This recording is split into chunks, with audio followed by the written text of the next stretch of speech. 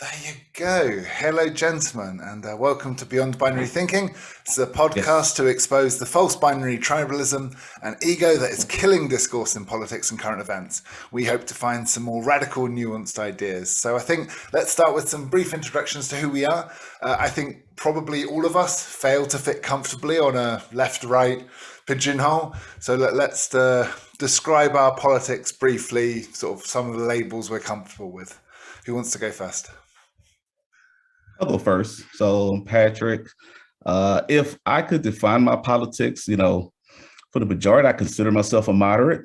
I don't like too much of something. I don't like too little of it either, like just enough. But the older I get, the less significant that moderate gets. You used to be able to say you're moderate and people be like, oh, okay, that's great. Okay, so you understand my side. And now it's like, no, you need to understand all of my side or nothing. So I'm in revision mode right now, I can say. Yeah, I know what you mean. The whole landscape shifting. So every time I pick a label, I find out online that I now have 20% of the people hate me. Right. And I'm like, does that mean I should change or just tell those people to fuck off? I'm never quite sure. Right. Yeah, I think that just means that 20% of the people on the internet hate you at all times. Yeah, fair enough. If no one hates you, then you're doing something wrong. So who wants to go next? I will go. My name is Brenton Lengel. I am a poet, playwright, Ringo Award nominated comic creator, and I'm the author of Snow White Zombie Apocalypse. The fourth issue is out, and I'm about to launch a Kickstarter for the first trade. And I am also the author of Daruti, Shadow of the People, which just got incredible support about real-life anarchist hero Buenaventura Daruti, who I also play in a historical D&D game with Chris. If you guys want more information, just check out my website, www.brentonlengel.com, or just Google my name. I'm literally the only one in the world. Good to know. And your politics? I'm supposed to talk about that shit. Well, if you guys can see from the giant A on my wall here, I'm an anarchist, classical anarchist, like in the Kropotkinite tradition. Some people call that an anarcho-communist. I was very active with Occupy Wall Street, used to have my own radio show, Insurrection with Brent and Lengel, and now I have that on my YouTube because, schedules are hard. Fair enough. Right. And my name is Paul. I identify generally as a leftist, although it's kind of a shifting baseline on what that even means in America anymore. But I usually relate to people, just for simplicity, like Bernie Sanders circa 2016 is kind of generally where I fall. I also consider myself an anarcho sympathizer. I'm not an anarchist, but if I were to pick an ideology, probably would like that the best, just because generally hierarchy drives me completely insane. So my biggest problem with leftism is that I just don't want to read all the theory. So it leads to me not having as much identification as a lot of folks do. There's a lot of homework, isn't there? There's so much homework. It's hard. It's hard out there. Too many books. Look, you haven't read like 8 volumes of Deleuze and compared them with Marx. I can't even have a conversation. I know. I should probably just shut this off at this point. So just leave the room. It's funny actually, because like I think in the United States, the there was like a leaked memo from like it was like the FBI or the Department of Homeland Security, and they were having trouble infiltrating anarchist circles because, and it's like in so many words, they're basically like, these people are too smart and too well read. We can't pretend to be them. It's true. But anarchists are also really nice, so that's something. Yeah, but there's also famous stories of like cops or the FBI going really badly undercover and being like, hey, let's buy some drugs and smash some windows. And everyone's like, check out the fucking cops there. Like, whatever. I think there was a thing in Texas. They were trying to like, they were trying to infiltrate like some sort of like anarcho, like it was like a anarcho pacifist vegan like group, and these huge built guys were suddenly coming up being like, yeah, I'm totally behind that guy. Like fucking revolution. Yeah, sadly it worked a little bit better for them in the UK, where they ended up like marrying and having kids. They were so deep undercover. I remember I covered that on my radio show. I remember that. Fun time was had by all except for those poor women. I mean, I used to identify as centrist, and then I don't know, the last few years have been rough for me. But yeah, the whole point of this podcast is that, you know, I don't agree with everything the left says, and I have problems, and I find they're very easily triggered, and it's very easy to say the wrong thing to the wrong person. And I'm quite comfortable talking with all ideas. I want to have the debate. I like the open marketplace of ideas.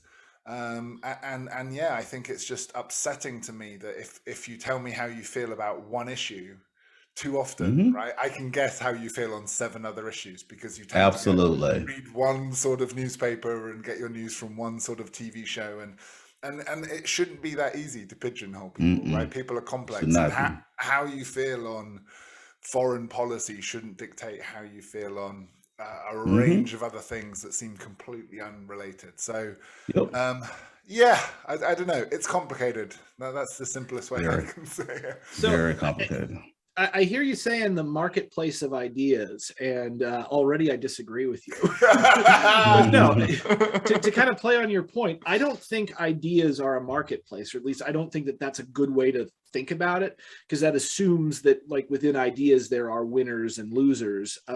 Whereas if you think more dialectically about this, it's like a library, right? Like you can pick some books that you like, and well, I mean, I'd call it like an ecosystem.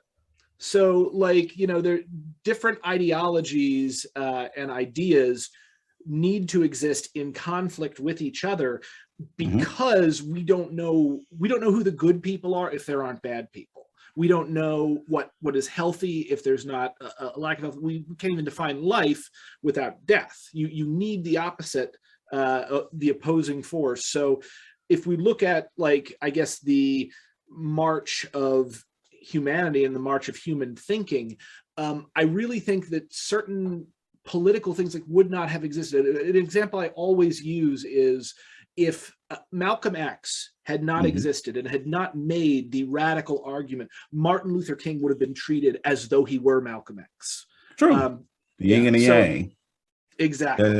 Yeah. Even though I'll add to that, by 1968, they're treating Martin Luther King like Malcolm X. I think Time Magazine came out with a poll, and I think he had like less than 20% approval rating. And remember, that was the time that he's talking about the Vietnam War. He's talking about economic injustice. You know, as long as he was talking about civil rights, then that was fine. But when we start talking about the Vietnam War, and you know, at that time, you know, the occupation was becoming very unpopular. You know, then you become a radical. Well, he was taking shots at entrenched power. In a big way, and you know, they control all the news and the information that we get to see for the most part. So you know, they're going to be mad about that. They're going to be upset. That's right. That was the conundrum, right? So before we get too deep, I'd like a quick thought experiment to go around. So without mentioning Donald Trump, has Biden done anything good since he's been in office? I'm curious to hear your thoughts, gentlemen. So I was looking down, like when you mentioned this before the podcast, and I was just like, I was looking down at a list on PolitiFact of all of the stuff that Biden, like his election promises, like that big agenda he rolled out on election day, and like how many of these have been kept, how many have been broken. So far, mathematically, out of all of the promises that he made, he has only kept 13%. At this point, and the vast majority, 45%, are stalled.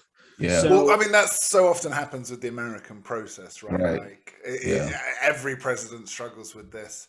unless they own all three houses, which I thought Biden did. And so They do, have but some he has power. Joe Manchin, who's a Democrat, who they didn't see him coming. I think that he's a thorn. I'm not gonna say he's a thorn. How is one guy a thorn? The best way I heard this takedown is like Joe Manchin is like when the dad says to the kids, "Go ask your mum," knowing that the mum will say no. Yeah. And it's like the Democrats being like, "We would love to help you, but that naughty boy Joe Manchin, hands tied.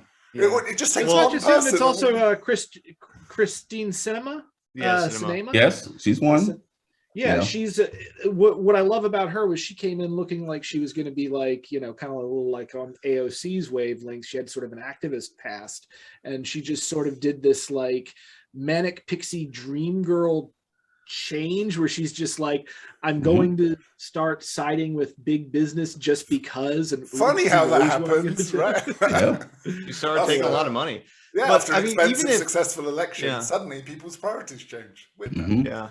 But maybe I'm kind of cynical about it. But even if it wasn't for Manchin, even if they had a larger majority, I still don't think any of this would get done. Right. Like back during the Obama administration, they had a super majority for I think 2 months, and then after that they had. Yeah, it was a big. Two they years. had actually 60. But because I know there was like an illness or something that took them down to like 59. But even then they couldn't get anything done, and they still couldn't get Obamacare passed in any way that seemed to make sense. And it turned into this like giant amoeba of a package that ended up getting passed through.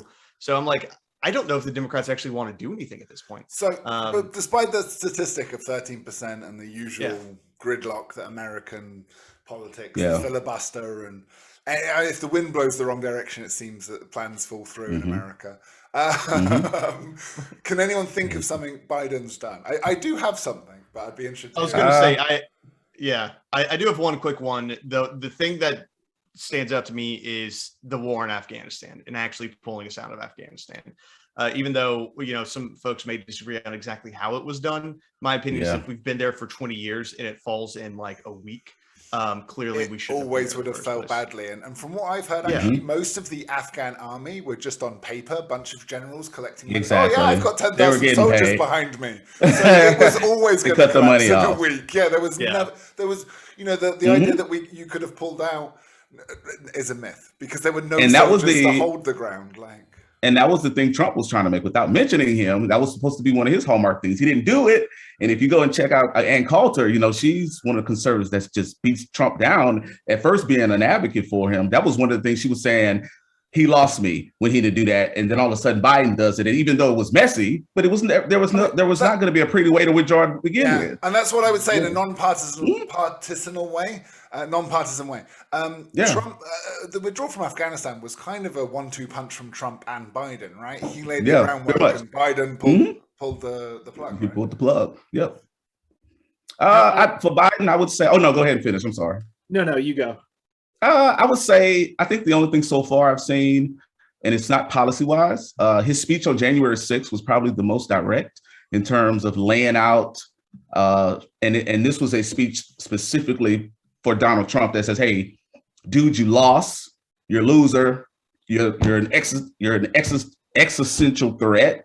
And I think that was something that I walked away from saying, I kind of wish it was a little bit earlier for him to kind of lay that out. But January 6th being the anniversary was a great time to say, we need to move past this particular thing in terms of this whole idea that this election is illegitimate. And so I can say policy-wise, I haven't seen anything yet because remember, I'm moderate leaning right. So a lot of those, different policies that come out, I'm just not really with. But outside of that, and the fact that he is governing in a traditional way with respect for the office again, with respect for norms, I can give him that and say, okay, I feel comfortable, even though I don't agree with a lot of his policies, that he understands that he is supposed to work within the confines of the Constitution that limits him. And it's good to have that again, because we saw someone who for 4 years had absolutely no respect for it. Yeah, and I mean, American elections from an outsider's perspective seem to go on a really long time. It seems to be half of their presidency is running for the next time. So the idea that after the election, it still has to run on for another 3 years of debating with the result seems madness. Yes, very much. So I have been following recently. He's a sci-fi author, very smart gentleman called Cory Doctorow. Is anyone familiar with him? I should be, but I'm not. I'd really recommend him. Like, can't recommend him enough. And he's got a brilliant podcast. I've just been absorbing everything I can of his. And one of the things he pointed out that Biden's actually effectively done is put people in place, especially in tech. I don't know about the other industries. We can get into that. But, you know, the classic thing of in not just American politics, all politics, the person you put as head of energy works with the oil companies, and his son works for the oil companies, and when he leaves the office, he's going to go work on the board of an oil company, right? And you know the argument is, but you need someone. Hang on, there was a guy. All of them, mate. Wait, it's not one guy; it's all of them. No. But there was a guy from Texas specifically that Trump put into the position. Who said like when he got Secretary of Energy, he was like, "I thought that meant I was a salesman for American oil around the world." He didn't know he was over nukes. I remember. He didn't know he was over there. But anyway, so and I'm sure the Democrats are as guilty of that, especially in healthcare.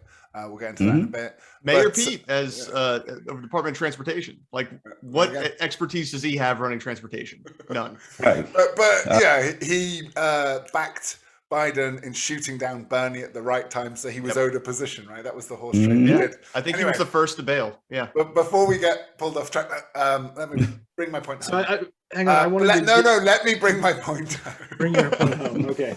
One of the things Biden's done, apparently, the people he's put in charge of regulating tech, and we have an issue now with Facebook and Google, where they are just uncontrollable monopolies.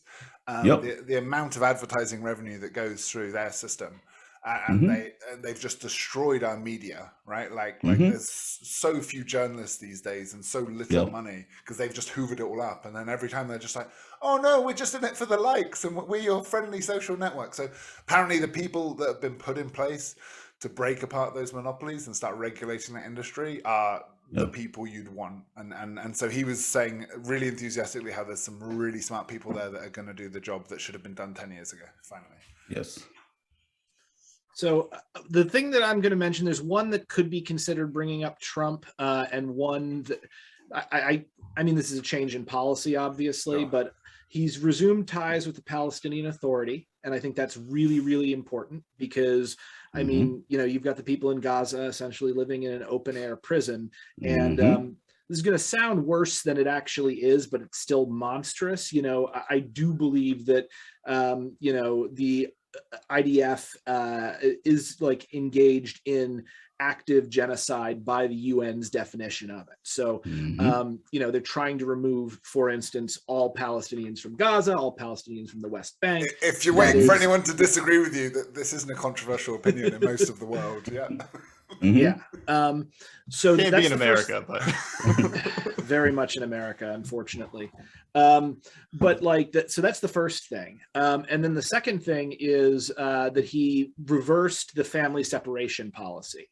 And that, I think, is probably one of the single most important acts that you can do, because you really got to think not just about like the how evil that is to steal children from their parents, to try to scare people into not coming to the United States.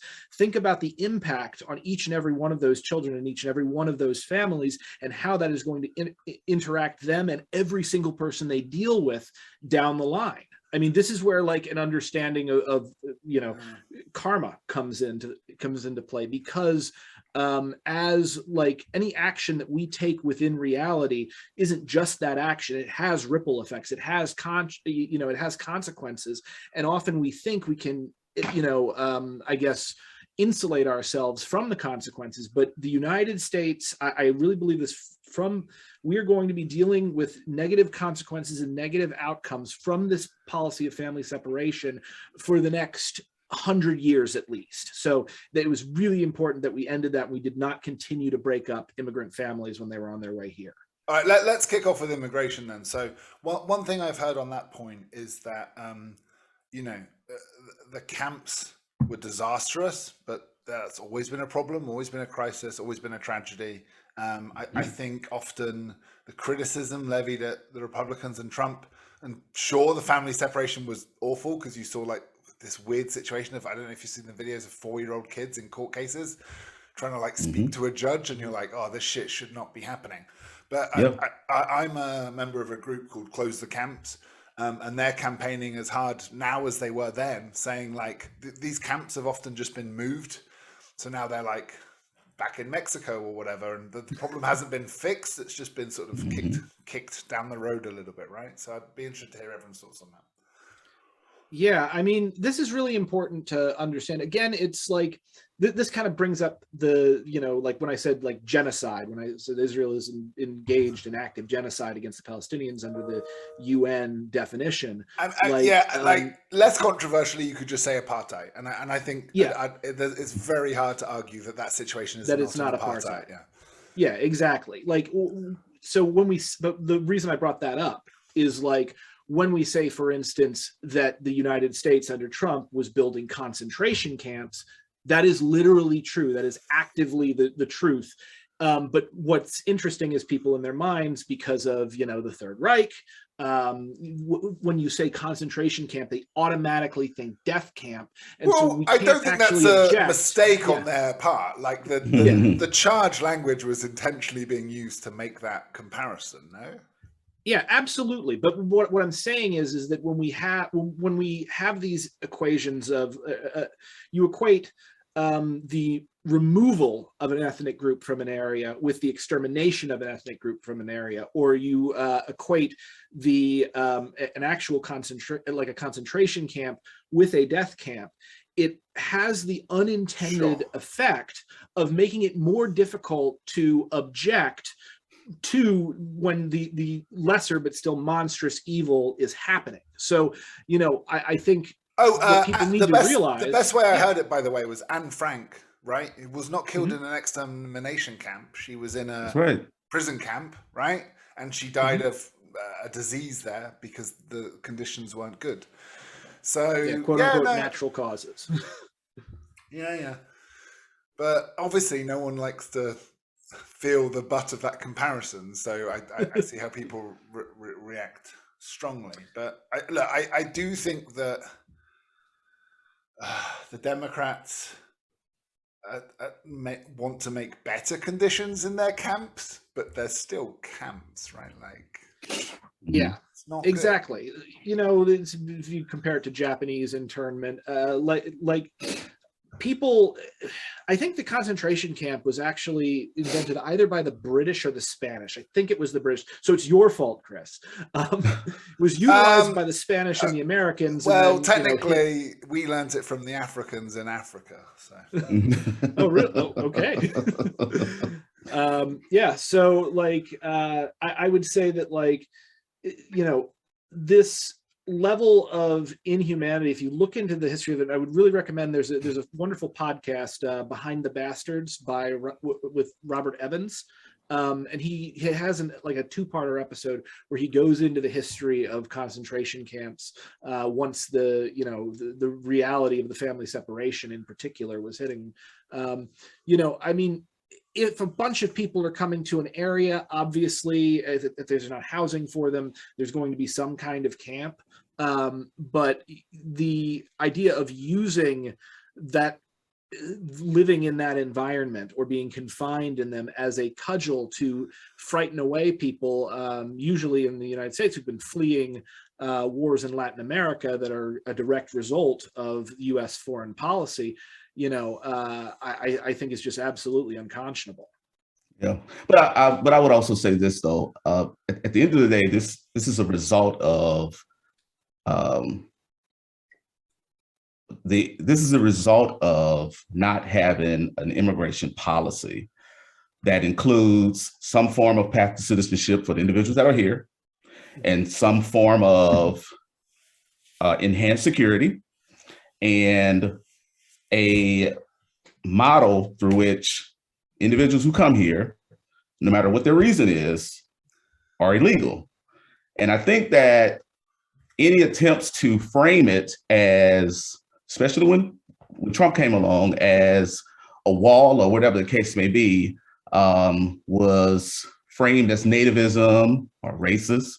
And I think that the hallmark or the origin of this is that both parties have not done a great job of having an immigration policy that deals with the issue. Every time they try to do it, the Gang of Eight, they get there, it's bipartisan, it stops. And so we still have an immigration policy, still have an immigration problem, and we're going to continue to have one until both parties on some kind of aspect, which I don't see anything like that happening, because we got other things we got to deal with now, doing something about it. And I think that anyone who comes up and says, we need to secure the border, we need to send people back that come illegal, oh, he's a racist. That's not true. That is absolutely not true. What we're saying is, or what anybody's saying is that we have to have a system in place, an immigration policy in place, and it has to be a clear policy. And we have laws on the books. So nothing that when individuals are deported who come to this country legally, I don't think that's immoral for the US to enforce the laws that are on the books. And I think that that's an issue that we have one group way over here and we have one group way over here. And there are people like me who are sitting right here saying, I get what you're saying, but you're a little too far out there. I got what you're saying, but you're a little too far out there too. Why don't both of you come over a little bit? That won't happen. This thing fixed, yeah. And it won't get fixed. It won't get fixed because, So I would say, so I'm going to disagree with you pretty hard on that, though I would say what it sounds like what you seem to be advocating for is probably a step forward compared to what we have now. But I'm going to point out two things. One, if we're talking about morality, I do think that the law is not morality. And the only reason these laws are on the books is the state, which is the military and the police, conquered a territory and enforces those laws by violence and the threat of violence. As such, I don't think you can make a moral equivalence between laws. Laws may be good and moral, but they are not a moral thing in and of themselves, and it is often immoral to enforce the law. And I might even go as far as to say enforcing any law in using state violence is inherently immoral. The second thing that I'll mention is I don't think you can make an ethical case to halt the free movement of peaceful people. And, you know, like if there's an army coming to take over and conquer, okay. But if these are people who are coming here to another point on the earth to work or for any reason to work, to travel, I don't think that these borders are real things. You know, they are created by human institutions and again, by violence and the threat of violence. So can I butt in there and side with Pat, which might surprise you, but look, it's not just, I get that anarchist perspective. I've heard that argument. Borders are violence, right?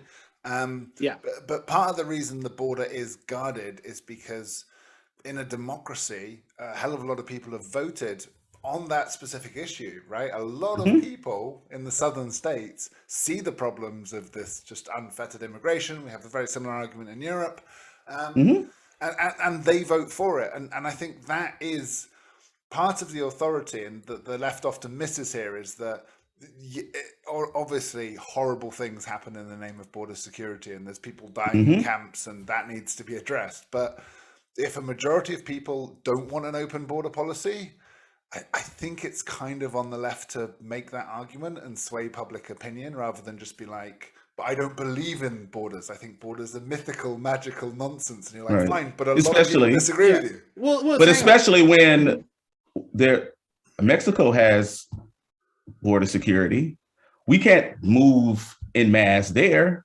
And so I'm saying that to say that, you know,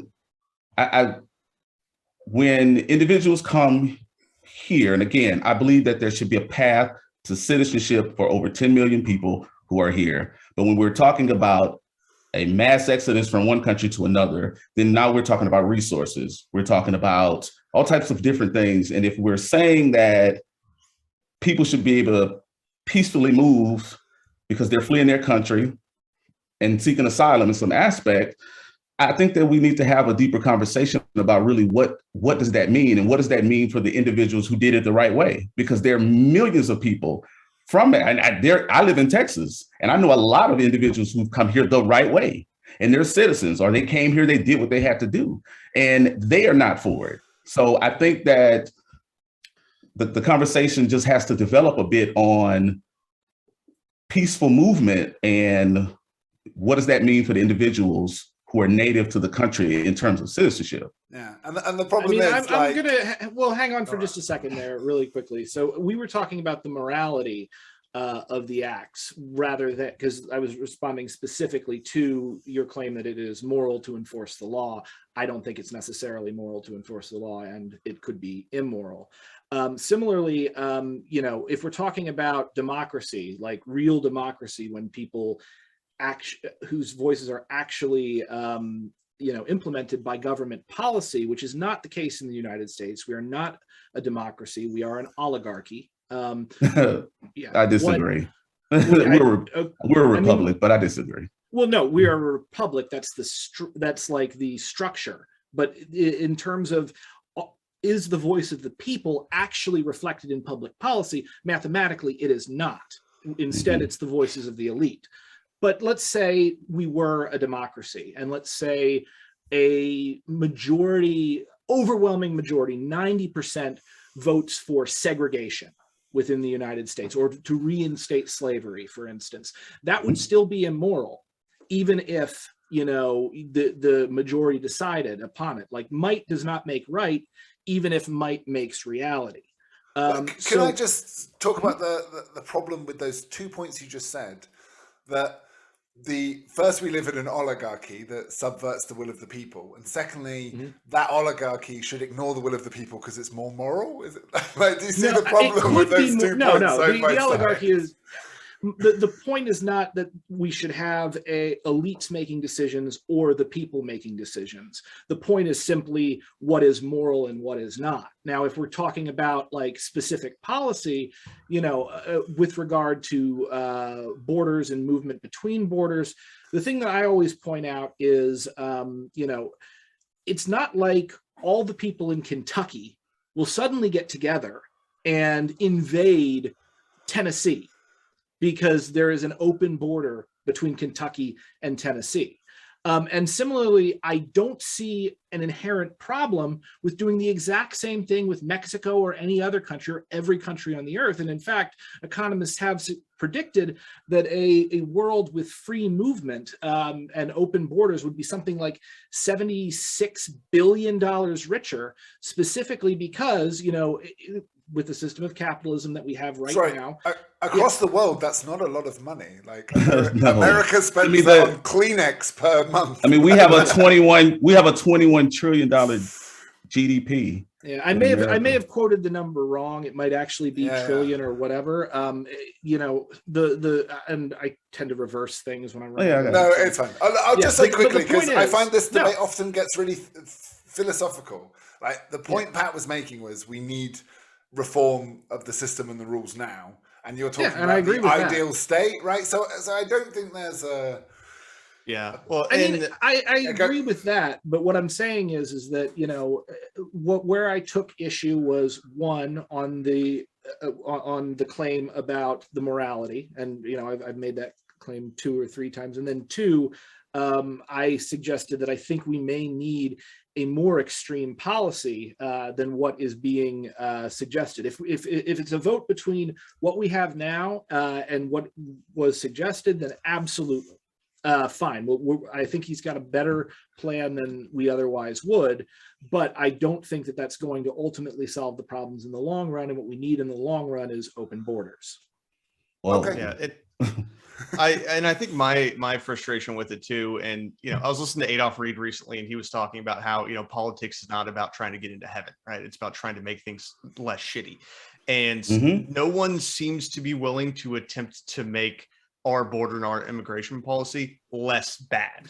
I think Biden rolled it, Trump decided to make it worse, and then Biden kind of rolled it back to the norm.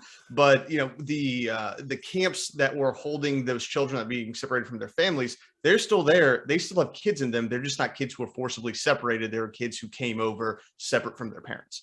So we still have children in these same types of camps, but everyone seems to be a lot more quiet about that now. because when Trump was doing it, it was this terrible fascist thing. But then when Mhm. Biden does it, it's like, well, what is he supposed to do with these kids? We got to hold them in these camps. They have to be in these cages. And that's the problem. Yeah. Absolutely. Yeah, If you look it's at like- Obama deported more immigrants than all the other presidents combined prior to him. Nobody never talks about that. And I'm just anti kids being in a cage, regardless of who does it. I am like too. that. I don't like it either. Exactly. No, it's not good. I don't So, like to why- see homeless on the street, but that doesn't mean that I think that every homeless person should get a free house either. I mean, Whoa, hang on for a second. Because right now in the United States, we have enough empty houses for each homeless person in the country to have 7 to themselves. So Yeah. if we've got the empty houses and we've got the homeless people, obviously you just let them live in the empty houses. but you can't make better people by giving them housing. That's not how it works. I don't care about making them better people. Well, you're going to have to, because if you don't, they're going to still be homeless. That's the point. We have to No, hang on. They're going to be homeless if they have a home. How are they going to take care of the home? I mean, so we're going to give them free we're going to give them free electricity and utilities and everything as well. Who's going to pay the taxes on the home? I mean, I think. Okay, so Patrick, here's the problem. So first off, you think money is real. Money is not real. It comes from nowhere. No, it is absolutely it's not absolutely real. It is invented by it's real. Okay. Give me all of your money if it's not real. Just hand it to me. No, hang on. Your money is a measure. It is an intelligent system we use to measure goods and services. Yeah, exactly. It's not real, particularly not fiat currency, which is backed by absolutely nothing but the guarantee of the United States government that it is real. It's not. So we need it. It's important. It is a very useful intelligence system. But what happens is that people wind up thinking that money is real, and they say, where's the money going to come from? The money never came from anywhere. It is all in people's heads. So we've had a barter system, whether it was currency or trading cows. No, barter system has never existed in the entire history of humanity. We've traded resources. Trade has existed, but barter system never. We've always traded resources. We've always traded resources. Gents, can I try and you can call it whatever we want. Just a little bit. Before we get into our set talking points, I think we had a really good set of things to discuss with some nuance and bridges to cross. And once we get into the money isn't real shouting argument, I've had it before. I don't think whoa, hang on. I'm not shouting here. I think that I'm speaking in a very forceful yet. No. I take no offense to that. I enjoy this. I want you to know that it's not personal with me. These are issues for me. And I think part of what I said I triggered this, but I feel like there is a middle ground between there is a child sleeping on the floor in a cage and everyone gets to come in, or like, I think that there is a better solution that we can work towards, like you were saying, Patrick. It's just no one's willing to do that. It's either they're not willing to do it, like make it less bad, which is really kind of my desire, or our system of politics is so completely broken in this country that no one can actually get it done. Which, as time goes on, I'm starting to think it's the latter. I think that things are actually becoming so broken that even people go in wanting to do things, it's just impossible with the current structures that we have. That's right. A good example here actually might be I'll get to you really quickly. It would actually be Vietnam's initial response to COVID, the original wild type COVID. In the United States, we have now lost over 800,000. I think 822 was the death toll to COVID. That includes the Delta variant, but even before that, we were above 500,000 dead, 500,000. In Vietnam, they were able to effectively defeat COVID in its first form, to where there were only 35 deaths in the entire country. And not only that, but they managed to grow their economy all 4 quarters. So in the United States, it was like, what do? Do we save lives or do we save the money? They wound up saving neither, because the lockdowns were half-assed, in my opinion. But then in Vietnam, they were able to do both because they had a political and economic system that was not reliant on profit being the main driving force. The state of Texas economy is bigger than the whole country of Vietnam. It definitely is not, because Vietnam Vietnam. So first off, the economy is not exactly what I'm talking about here, but population-wise, Vietnam has 1/3 the population of the United States, and it definitely was not small population, because other countries that have smaller populations than Vietnam have not done as well as Vietnam did. Again, in terms of what, economics? in terms of both economics and saving What lives. is the chief exporter of Vietnam? The chief export of Vietnam? Like, what do they export? I mean, they export I think a number I found of out things. I haven't recently looked they deeply into export the a lot economy of Vietnam. So recently I looked into this, and Vietnam exports a lot of oil, which explained why America was there. That's a weird to do that. coincidence. That's a weird coincidence. Yeah. But my point here is that if you can decouple, you're talking about the system being broken, and I don't think the system is broken. I think the system was designed and it's terrible. I think it was designed specifically to be terrible. And like the reason why is it was built by a bunch of old, dead, rich white guys who understood the world in a very specific way. You know, the American founding fathers were essentially aristocracy. So they're going to build a system that is good for aristocrats. They're not evil. It's just, that's the way they see the world. It's myopic. So I think what we need a system that can act contrary to profit when it is important to do that we can lock down meaningfully with COVID without causing the economy to crash, because it can be done. It just can't be done in a capitalist economy. Do you have an example of when it was done, though? I just gave you an example of Vietnam. So I don't think Vietnam is an example. I mean, I haven't heard anything about it. Seriously. I think South Korea was a country that did very well with COVID in terms but not of as well as Vietnam. Okay, and Vietnam is a much larger country than South Korea. But I mean, So if we were the obvious example. So let me ask you this: what did Vietnam do that was so great? They were, as I said, they were able to lock down. They were able to lock down meaningfully. They were able to distribute food and resources in such a way to people that were locked down that they did not spread the disease. And they managed, again, to contain COVID, keep it outside of their borders for the entire time of. And how did they keep it out of their borders? They stopped people from coming, right? I mean, yes, that's part of it. Again, I like that. Hang on. So, I like that. There is, and there could be reasons why. Even though it's immoral, even though it's not moral, you said that earlier. I like that. I said there is no moral case. There is no moral case that can be made for stopping the free movement of peaceful people. There is a moral case that can be made for stopping everybody's the free movement. Sick. Yeah, exactly. So when we have let's go back to immigration here. When we have drugs and different things that come across the border, because everybody's not coming across the border, that's great. We know that already, right? There are some bad people that come across the border. Yeah. Is that an opportunity to do something about it, you say? I mean, what I would say is, with regard to bad people and drugs coming across the border, I would be in favor of all drug legalization. But let's put that aside and let's say that we agree. We agree on something. Yeah, I think all drugs should be legal. Yeah, great. So let's put that aside. So let's say it is actually evil and these drug dealers are evil and bad. I think it's actually a bad idea to attack people for crossing the border illegally, because you're going to be wasting time. And instead, law enforcement needs to go after the people who actually do bad things. If you're chasing after, well, no, not to the extent that they need to. Because again, if you're chasing after people who are committing no additional crimes other than crossing into the United States, then what's happening is that you are devoting resources, energy, and focus that could otherwise be spent stopping actual crimes by native populations and actual crimes by immigrants. So are you saying we need to fund the police more? Is that your... No. Because it takes money to do that. Yeah, I would. Well, yes, but again, reallocation of resources, maybe. Yeah. I mean, even Alan Greenspan admitted this, talking to Rand Paul on the floor of the Senate. We have the ability with a modern economy to fund literally anything we can think of, as long as there are two things in place. One, the political will to do it. And two, that if we are, for instance, printing money, it must be printed within proportion to a growing economy.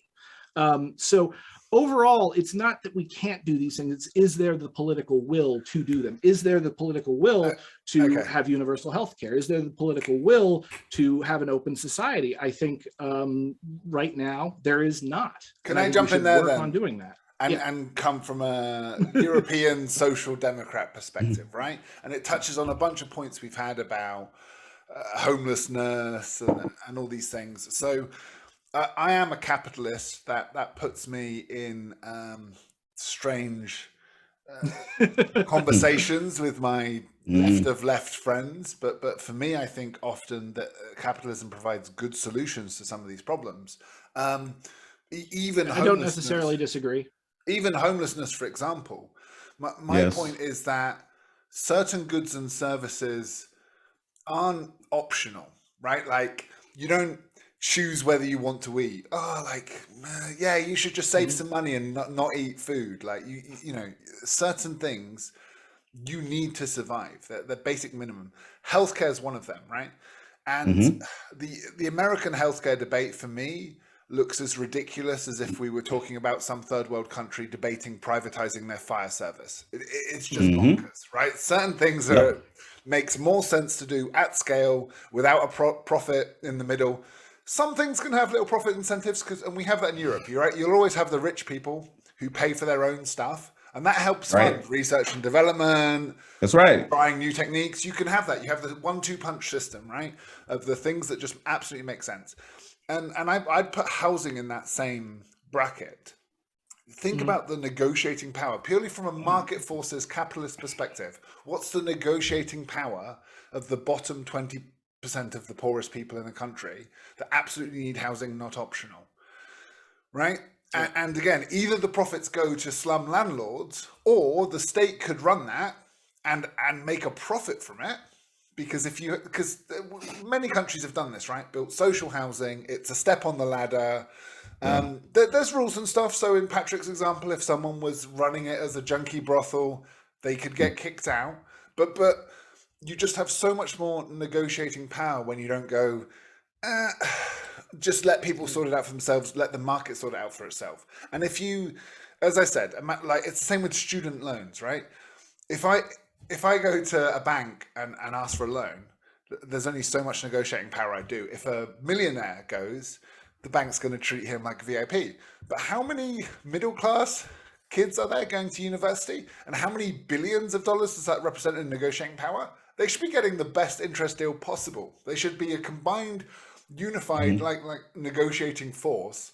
But even of $1 billion getting the best interest rate ever.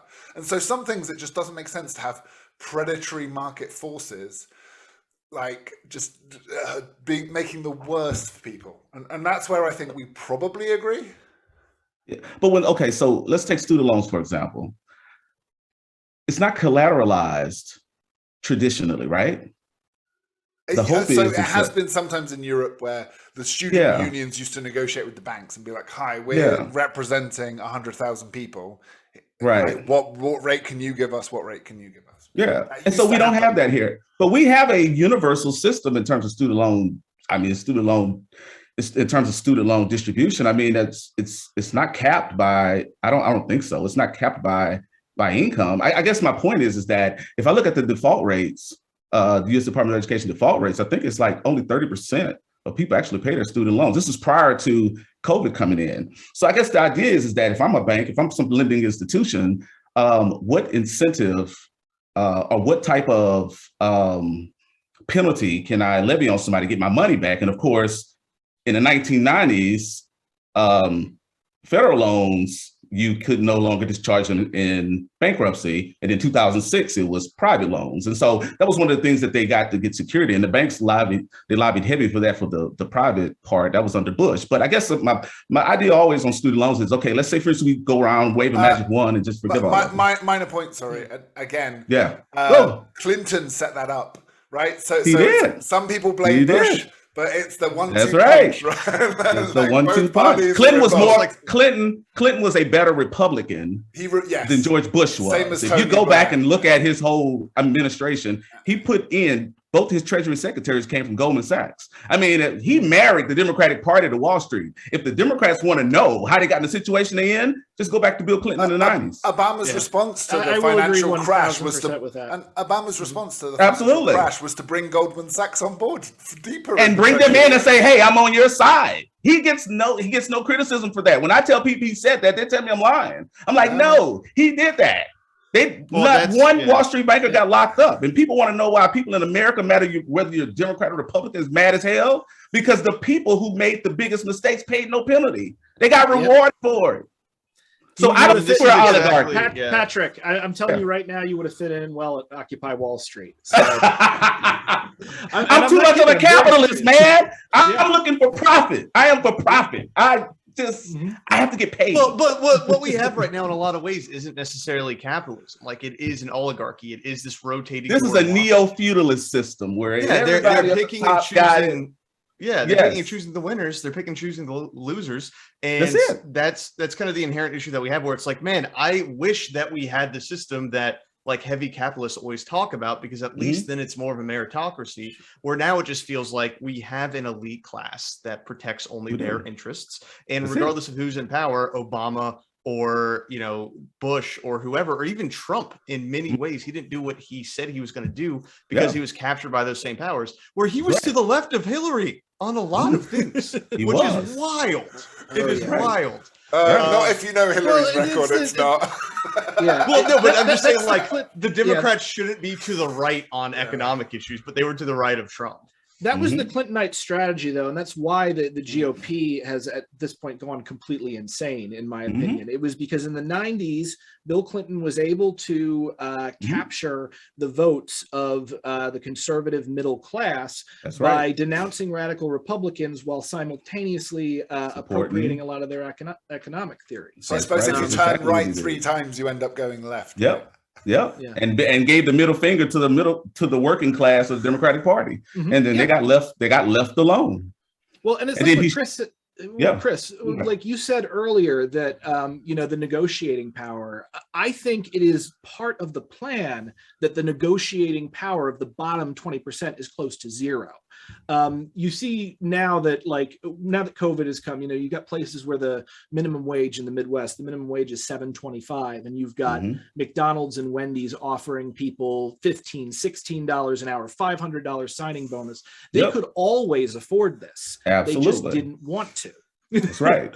That's right. Yeah, I mean, what I would say, like, as far as one of the big problems with this is that we are using markets as our intelligence system. And the reason why is that markets are inherently biased towards previous actors within the market.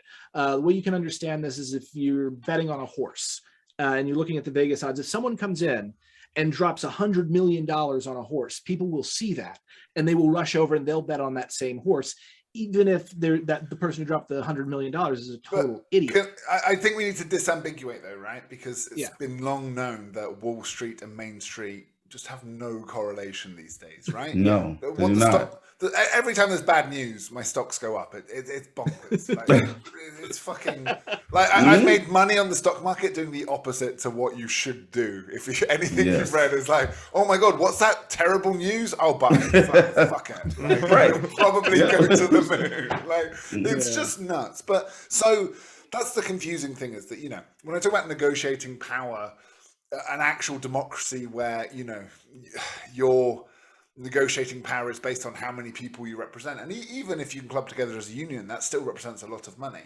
But you're right, that gets dwarfed by the trillions that hedge funds are rolling. But I guess go ahead. I'm sorry. But I guess I would say, well, what's wrong with this part that we have now going on with the Great Resignation? I mean, this is neo-collective bargaining. People are telling the companies, you know what, the hell with you. But they're not joining unions, right? We're less than 10% union membership in the USA. But we got McDonald's now saying, we'll pay you $15, $20. Exactly. And I still won't fucking work for you. So you know what? Keep it going. And then I'll show up. I like this system because this is in essence a market system where COVID came along and people said, you know what?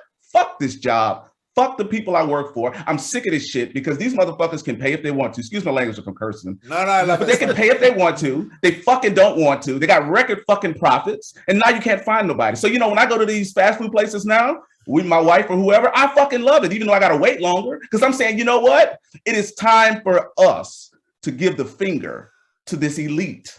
Because the elites are really what our problem is. I really believe that. And I think that there are lots of people on both sides who've come to realize our fucking problem is the donor class and it was the consultant class. It was the motherfuckers who was the consultants who was doing the work for the donors. We've come to realize these are the motherfuckers that's fucking you. Whether you're black, white, gay, or straight, doesn't matter.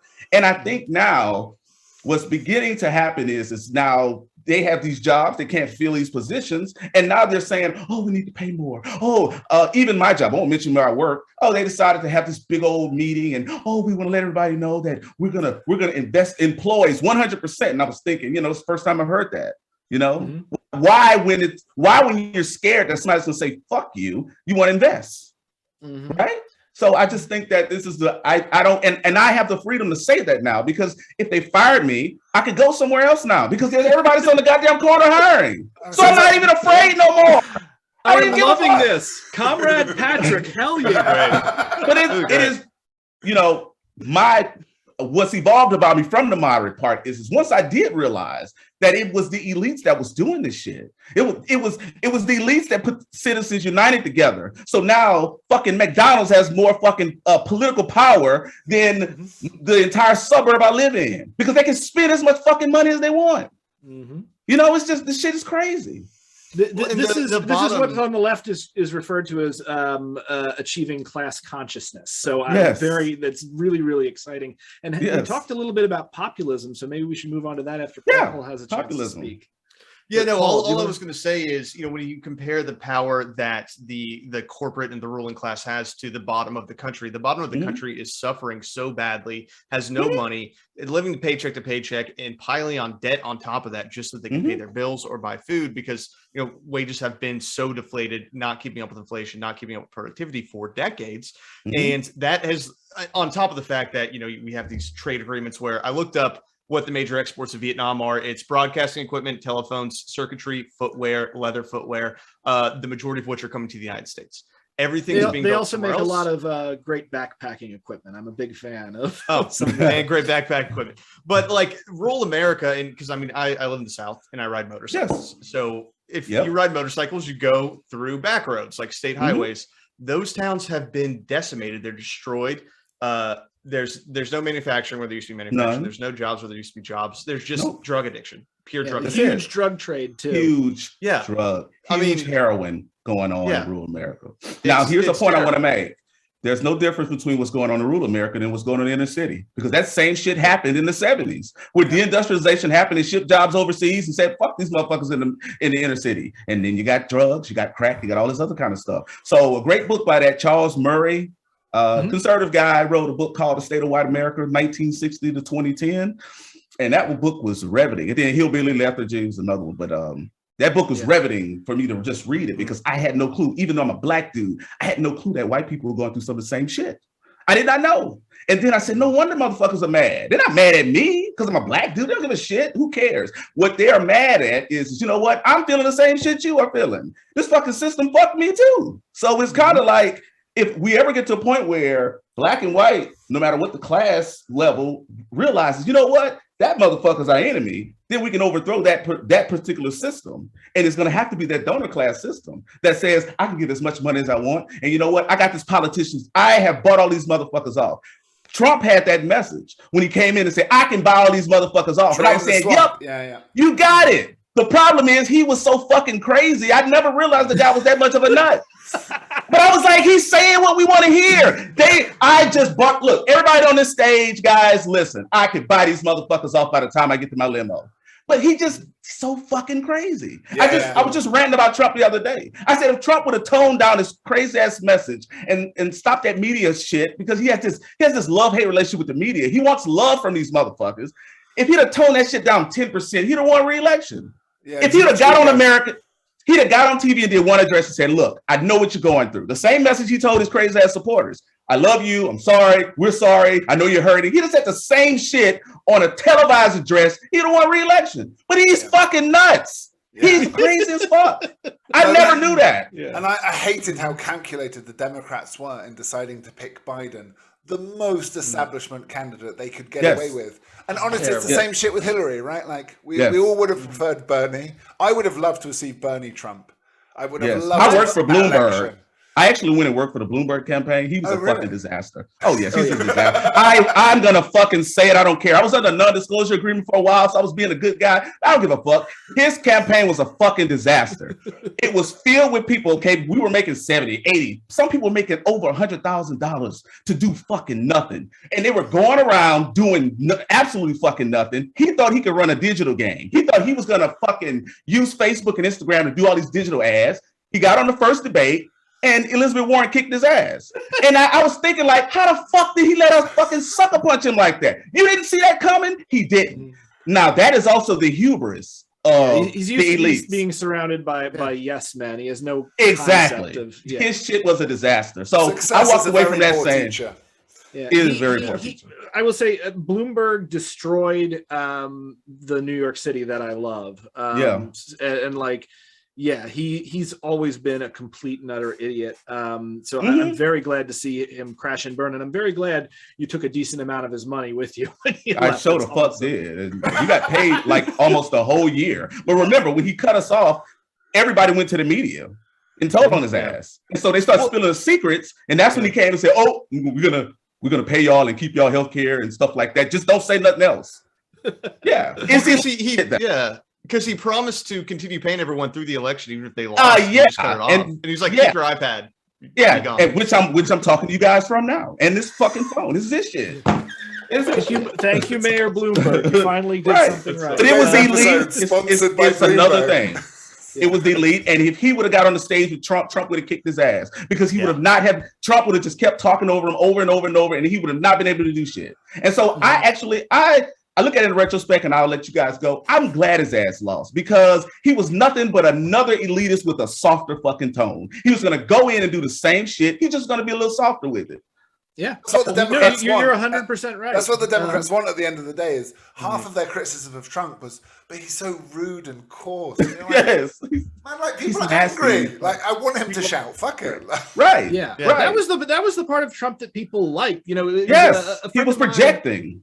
Yeah, a friend of mine on the right, actually, he talked about how, like, one of the reasons he liked Trump is he doesn't like Trump personally, but he loves that Trump is mean because, like, when you're going for a lawyer, you know, do you want the nice guy lawyer? Or do you want the guy that's going to do everything in his power to actually win?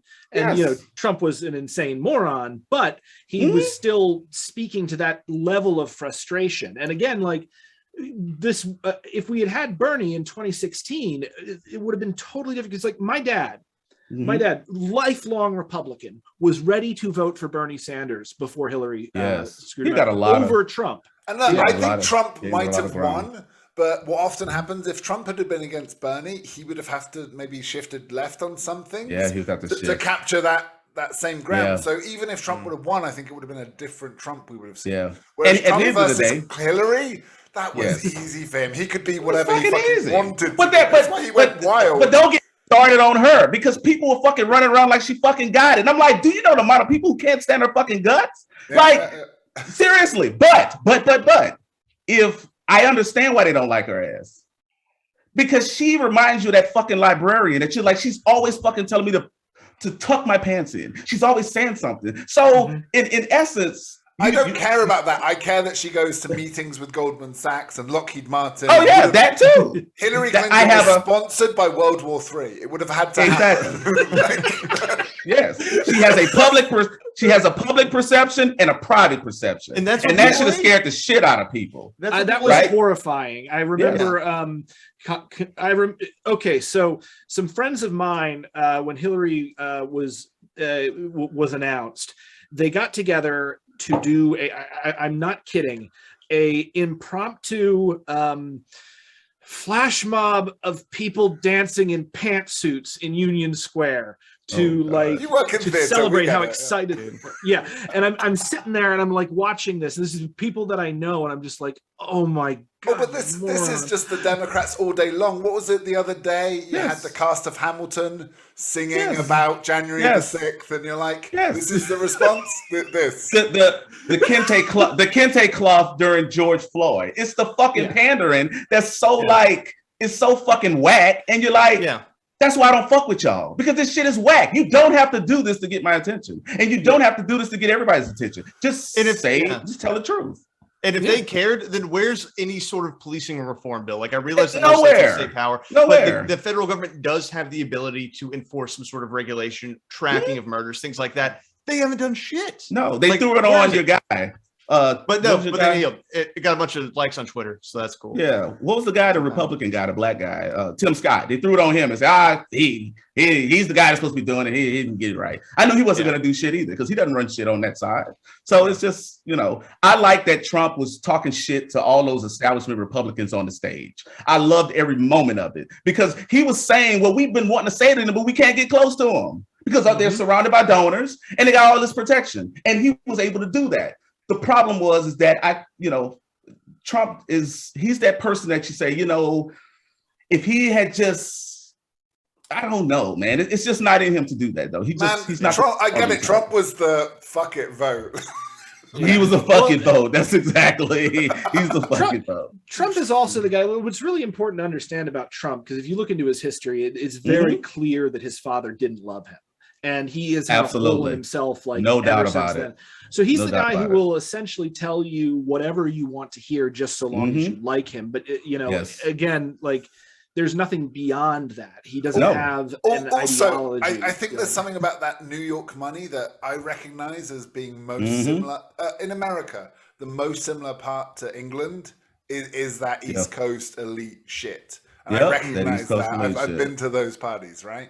And you can just tell Trump spent his whole life trying to get approval from those people. From that elite, from the elites. He wanted that elite love. By them. He would have loved to have been a Democrat, but they were always like, fuck off.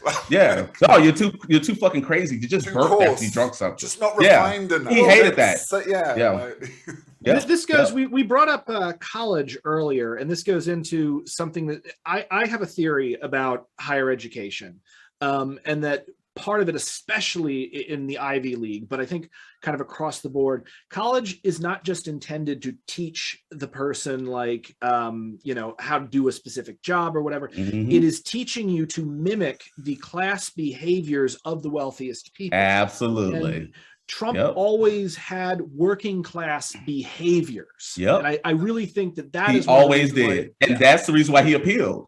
He always had that working, and his dad instilled that shit in him. And so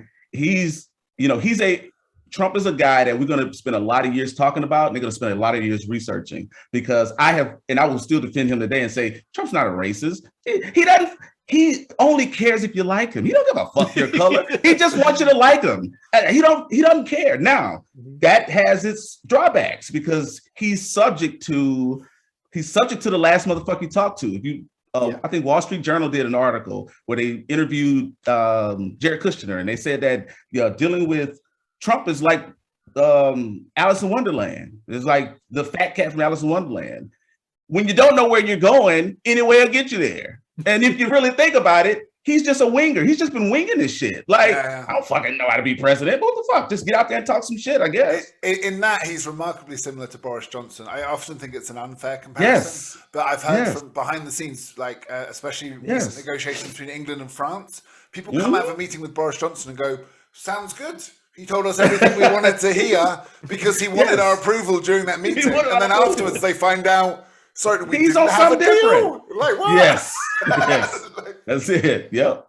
By the way, I've been meaning to bring this up just in case, like public service announcement. I haven't read the Charles Murray book that you cited, but I just did want to warn listeners. So Charles Murray also wrote The Bell Curve, which is complete bullshit. He's a fucking... Charles Murray's a racist. I'll give it to him. However, I think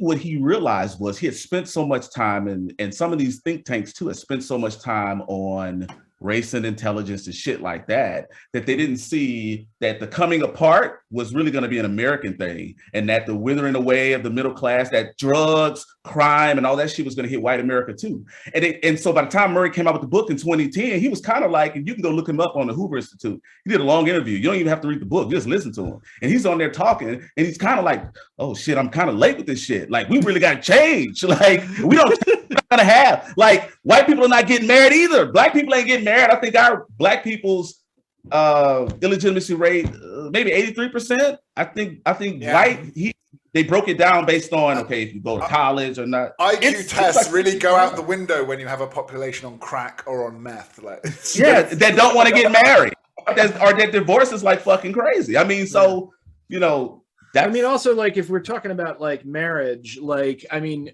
I know that I delayed getting married for years and years until I felt I was in a financial position where I actually could get married. Right. So, like, if we want more marriage, we've got to raise the bottom 20%.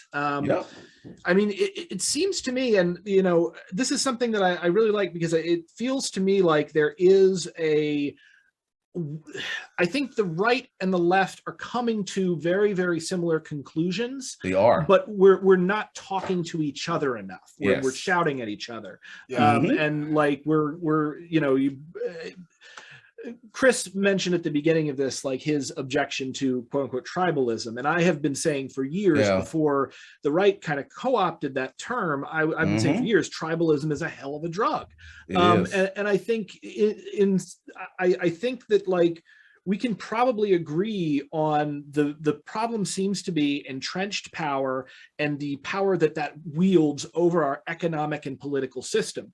The hard thing is how do we get out of this position, because the people who hold the levers of power have different interests than the vast majority of the country. Right. Doesn't matter how many people you mobilize, if you can't outspend the fucking Koch brothers. Can't get Marco Rubio's fucking, one of them is brother, baby did die. He did die. But it's still here, right? And so, you know, we look at that, and then we try to mix in Trumpism, and I always ask people, you know, Trumpism is a mixture of a whole lot of shit, because it really is. There's some nativism in it. There's some populism. There's some fucking fascism. There's some fascism in it. But the most important part that identifies Trumpism is a disregard for what's true, right? You think about it, motherfucker. You want to be fuck all the other shit. If you want to be a Trumper, just fuck. I don't believe any of that shit. But, you know, the idea that even with the vaccine situation, the idea that we have this as a problem is crazy. And so now when Trump comes out and says, yeah, I got boosted, then people are like, fuck you, motherfucker. And I think that that's what's going to be his demise. I don't know if the New York lady's going to indict him. I don't know if he finally told the truth about something. He finally told the truth. And now he's like, oh shit, I thought these motherfuckers get vaccinated. But that's what happens when you run a cult-like movement. Motherfuckers turn on you. Very quickly. And I mean, that gets us into, you know, QAnon. And I think I brought this up in the emails beforehand, because, you know, we essentially have, like, on January 6th, you know, we had an attempted insurrection by an actual cult that, you know, believed then that JFK Jr. was going to come back and beat Trump's you know, they were here in Dallas, man, over 500 people mobilized twice. I saw it over at the JFK spot. And I sent it to my wife. I said, this shit is serious when I tell you that cult thinking this shit is real. And this is not religion. It's secular, right? It's not secular, religious. But they still, they have a religious level of fervor to it. Oh yeah, there you go. And like the energy's got to go somewhere. You got to put it in. It has to go somewhere. And if you don't believe in the political system, there's no politics, there's no community, and churches are dying. QAnon is the answer, I guess. Well, it's not all of those institutions. Real quick, and I'll let you. I'm sorry. No. All of those institutions, in some aspect, has let us down, though. The church has even let us down. You think about George Bush and faith-based initiatives. Churches got money and got political. I'm for this, I'm for that. And all of a sudden, this pastor don't give a fuck anymore, whether he's black or white. He's just built this big ass church off of faith-based bonds, initiatives, and some church bonds he got. And so now people saying, I don't trust my fucking pastor. My doctor, well, fuck, he got me doped up on opioids. I don't trust his ass no more. Right? The teacher, well, this is the same lady who told me I wasn't going to be shit. Well, I don't trust her ass either. Who do I trust? I don't trust my job. These motherfuckers, I cut my finger. They told me, hey, you might want to go to, you know, sign this NDA. Thank you. Yeah, this NDA. Who do you trust? I'm recalling when I was working as an actor in an outdoor drama production. I was thrown off a horse and I hit a tree and was laid out on my back for 3-4 days, couldn't move. And I remember my main interaction with my employer was them doing their best to try to talk me out of claiming any kind of workers' comp and seeing a doctor. That's right. But if you had national health care, that would be less of a concern. It would be. Right. You come here to Texas, we have tort malpractice reform, right? ushered in by your boy Greg Abbott, who's the governor, who fucking got a $10 million malpractice suit when he was 20 years ago when he was jogging and a fucking tree hit him. And he's up, I'm talking about tort reform. This is so crazy. They've all let us down. And that's just what it is. Where does populism get dangerous? Because we alluded to, the fashy vibes. And, I agree that the system's fucked and needs an overhaul. But the criticism that's often levied against populism is, but be careful because that's the path to fascism, right? Mm-hmm.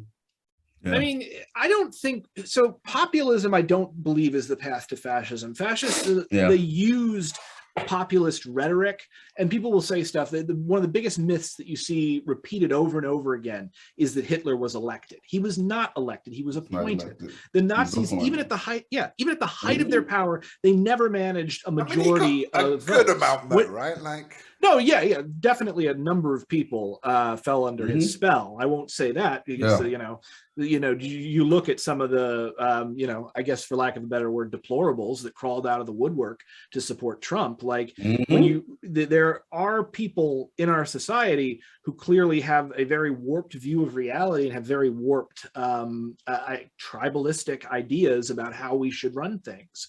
But at the same time, I think it's like when they talk about they're like, oh, democracy is mob rule. Not really, because the mob is never everyone. That's just a large, vocal, active group of people. It is a minority imposing its will on the majority by force. It's essentially doing the same thing the state does, just in a very small capacity, a microcosm of the state. And so, if we were to have actual democracy, real, it wouldn't be mob rule. It wouldn't.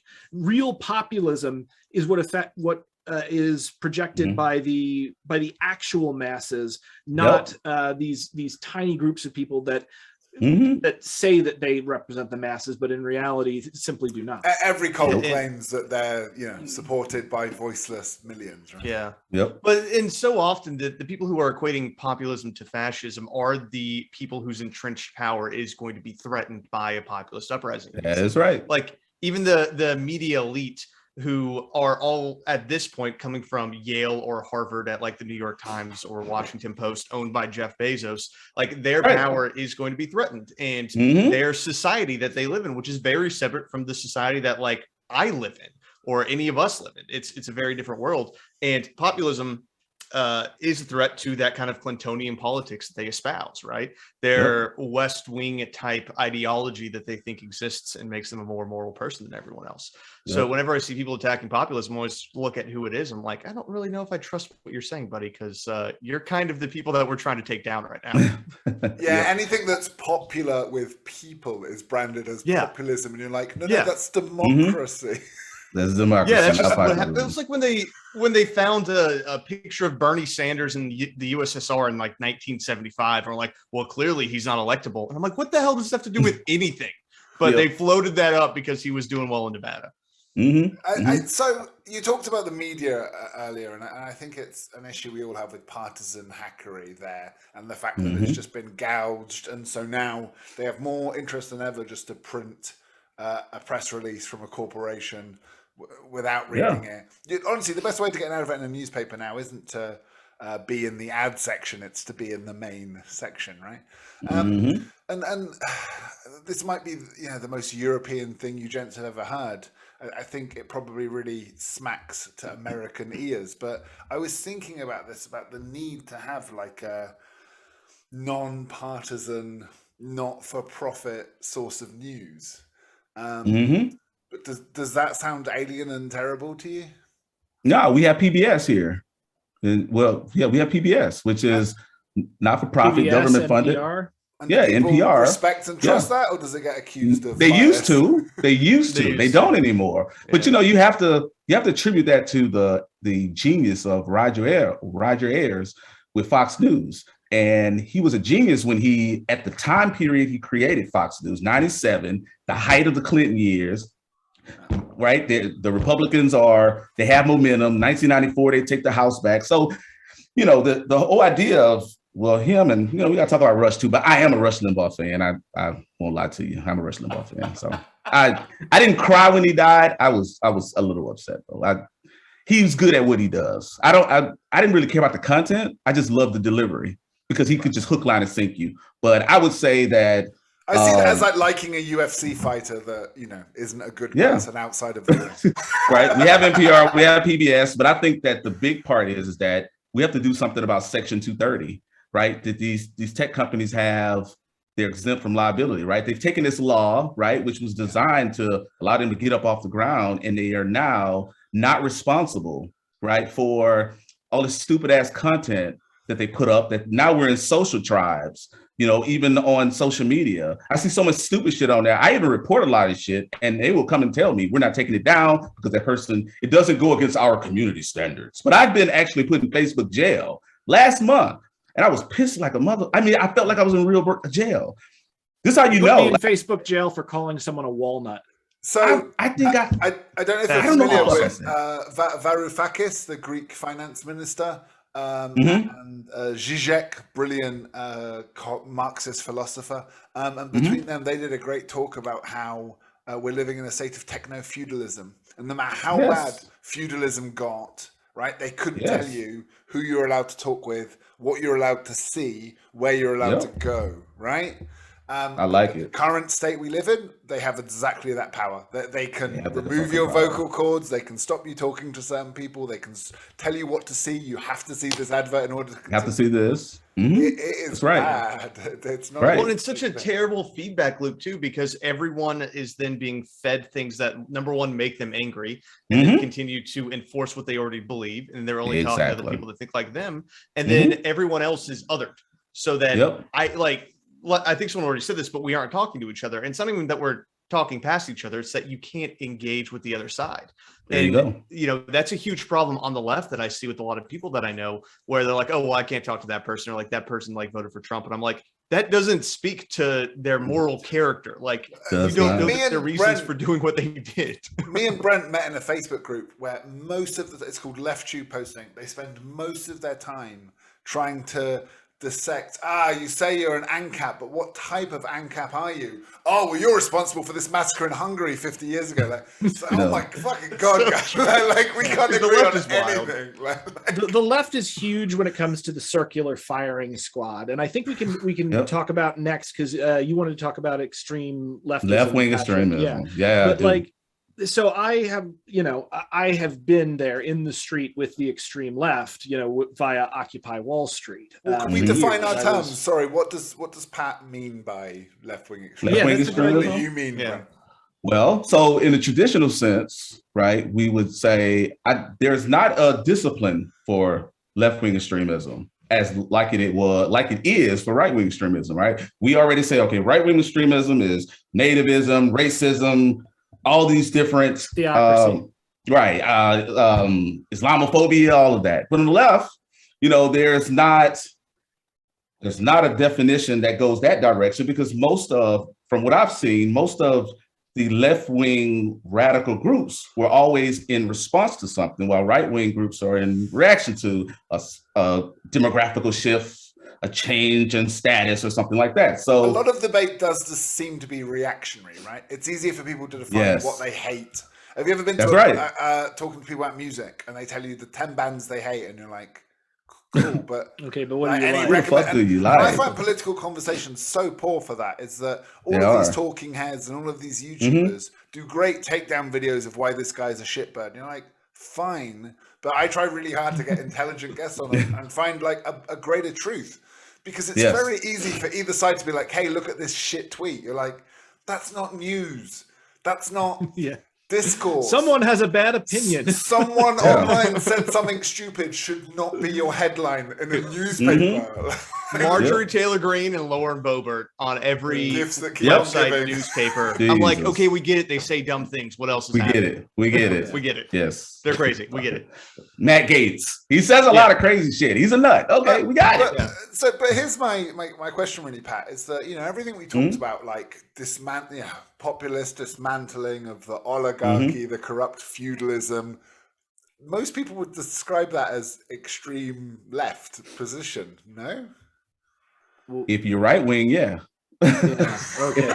The only place I can go to get a great, if I want to hear about Antifa or Black Lives Matter as an extremist group, I just turn on Joy Reid or I turn on CNN, right? MSNBC with those people. And I'm saying that to say it's equally problematic because there is left-wing extremism. The problem, though, is when you begin to go into that, you, especially in academia, because our university has been politicized so much too. You're free to talk about right-wing extremism because it's talking about racism and all Islamophobia and all of that. But if you talk about left-wing extremism, then it's, oh, well, you're going to be disassociated. And I think a lot of professors have gone there. There's a professor, I was looking at C-SPAN about a few weeks ago, Dr. Kenneth something. He's at the University of Pittsburgh. He's talking about right-wing extremism. Somebody calls in on C-SPAN. Hey, you talking about right-wing extremism? What about Black Lives Matter and Antifa? They're not extreme. I want to hear something about that. And he was like, I don't know anything about Black Lives Matter. And I was thinking, like, you do, but you're afraid that if you express yourself, they're going to say you're racist. Yeah, and that's what the problem is. Yeah. Now, watch this real quickly. The Capitol has been attacked about 5 times. How many of us knew that? I mean, I was aware of that because what was I it, heard War the of last 1812? time. I thought last time was 1915. The British, I don't know what they all are. Right. So a bomb went off in Robert Byrd's office in 1983 by the Puerto Rican separatist left-wing group. The resistance movement, resistance unit, 1983. 1954, the Puerto Rican separatists, which the resistance unit were actually all women left-wing group, but the Puerto Rican separatists set off a bomb in 54. Yeah, I would blame the fact that they're women rather than the fact that they're women. 72, the Capitol was bombed by the Weather Underground. Bill Ayers. Remember Bill Ayers went out, I did it, I apologize for it. So all those are left-wing groups. But let's think of this. And this is why I said there's bias on both sides. I haven't seen that I found that in an article in the Washington Post. I found no left-wing outlet that would have connected the dots and said, hey, the Capitol's been under assault before. Here are some times that they have. Because if they do, then they're going to have to talk about that's left-wing extremism. And maybe they're afraid that the right will say, see, we told you that's extremism. I don't know. But I think that's where I say we have a problem with truth. Because I don't have a problem with this is what happened. This is who did it. Now, I'm willing to say left-wing extremism on its surface, the definition varies from left-wing extremism to right-wing extremism. Weather Underground and some of these other left-wing extremism groups that were very popular in the 70s and 80s that the FBI was busting, they were up against animal rights, against Vietnam occupation, right? Those they weren't against nativism and racism and different stuff like that. I take your point, but before to jump we get in to really quickly, historical, can we? All right, go for it. I just want to talk about BLM rather than the history. Although, quickly, sure, let's do Puerto Rico has had a bad rap, I think. Mm-hmm. Definitely taxation without representation going on in Puerto Rico. Yes, that's right. Well, so I wanted to give my definition and kind of give a bit of an explanation as to why you may be seeing this, Patrick. So when I consider left-wing extremism, what I would say is what you need to do to look to identify who are the extremists, and I myself am a self-described extremist, probably on the left, though I disagree with them quite a bit. It's how they respond to capitalism, and I think that is the key wedge issue that takes the neoliberals, the Democrats essentially, and the actual leftists. If you are for some sort of radical change that eliminates capitalism as a system and brings on another system, hopefully socialism or communism, that would be what would identify you as an extremist. I don't think extremists are bad necessarily. Like if your problems are extreme, and we've got global warming will probably be ending all life on this planet as we know it in the next few years. You need an extreme response. That's a bit hyperbolic, but life will be shit for a lot of people, and there'll be mass migration. But dude, it will end all life on Earth in the next few years. No, I didn't say it would end all life on Earth. I said it would end it as we know it. Okay. Yeah. So. That's where I would like December, which is wild. So I don't like that.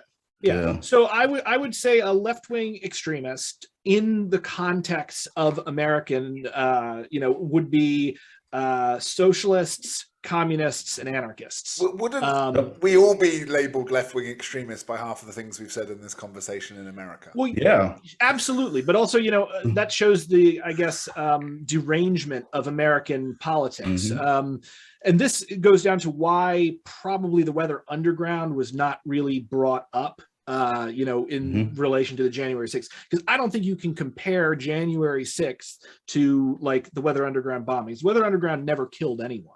And if you look at like Antifa, a great example is with Antifa has never killed anyone. No, they haven't. They did 20 years worth of research. But if you go to Fox News, they draw all the comparisons. Remember, they spent all of Obama years talking about Bill Ayers and Weather Underground. So and similarly, I found it interesting with the coverage of 2018.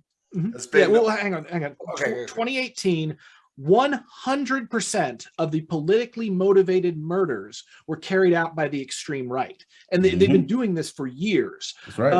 And this actually goes back to what happened with the Weather Underground and the United States response to the hippie movement, to the anti-war movement.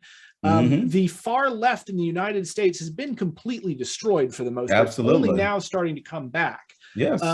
Now, and as a result of that, we haven't had a lot of really dangerous situations with dangerous left-wing extremists. Will it happen as the left grows? Absolutely, I think, because there are people who, there are people like even at Occupy Wall Street, there were people saying we need to be violent. Half the time in my opinion, they were infiltrators. And then, the other half, they were just genuinely crazy people. Yeah. But I guess my point being is that I don't think at the moment the extreme right is directly comparable to the extreme left in America. No. And I think actually what we need more extreme left, because I talked earlier about how I think of ideas and the public discourse as an ecosystem. There's a species, the extreme left is a species that has been almost entirely wiped out. And if you do wipe it out, and if it doesn't make a comeback, it's going to destabilize the entire ecosystem because we only understand ourselves in relation to some outside thing that is not us. So that's just that's my definition of it, and I just wanted to go into the history there. So Christian, back to you. Yeah, well, Paul turned me on to Matt Taibbi, is it? Oh, he's great. Yeah. And he raised the flag. He's considered left of left, I guess, but also raises the flag when the left are being bonkers and weird too. And he raised a similar point you just made, Pat, to the point that say what you want about BLM, but you can't say what you want about BLM. That's a problem.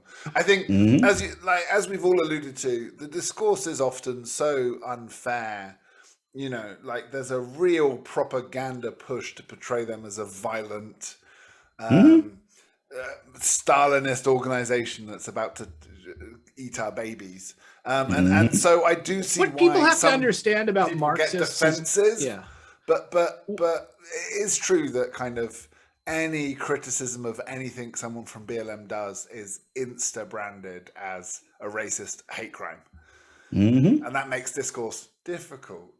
This is something that people need to understand, by the way, in America about Marxists. So Marxism in America has changed. And in my day, Marxists, were college guys with beards that try to sleep with your girlfriend. Like now that it's not, now Marxists are like, now they'll sleep with your girlfriend or your boyfriend in a polycule. Yeah, exactly. Or teenagers who are going to flip out on Twitter about what's going on. Like, they have the cat ears, right? Yeah. Oh my god. So like, people like.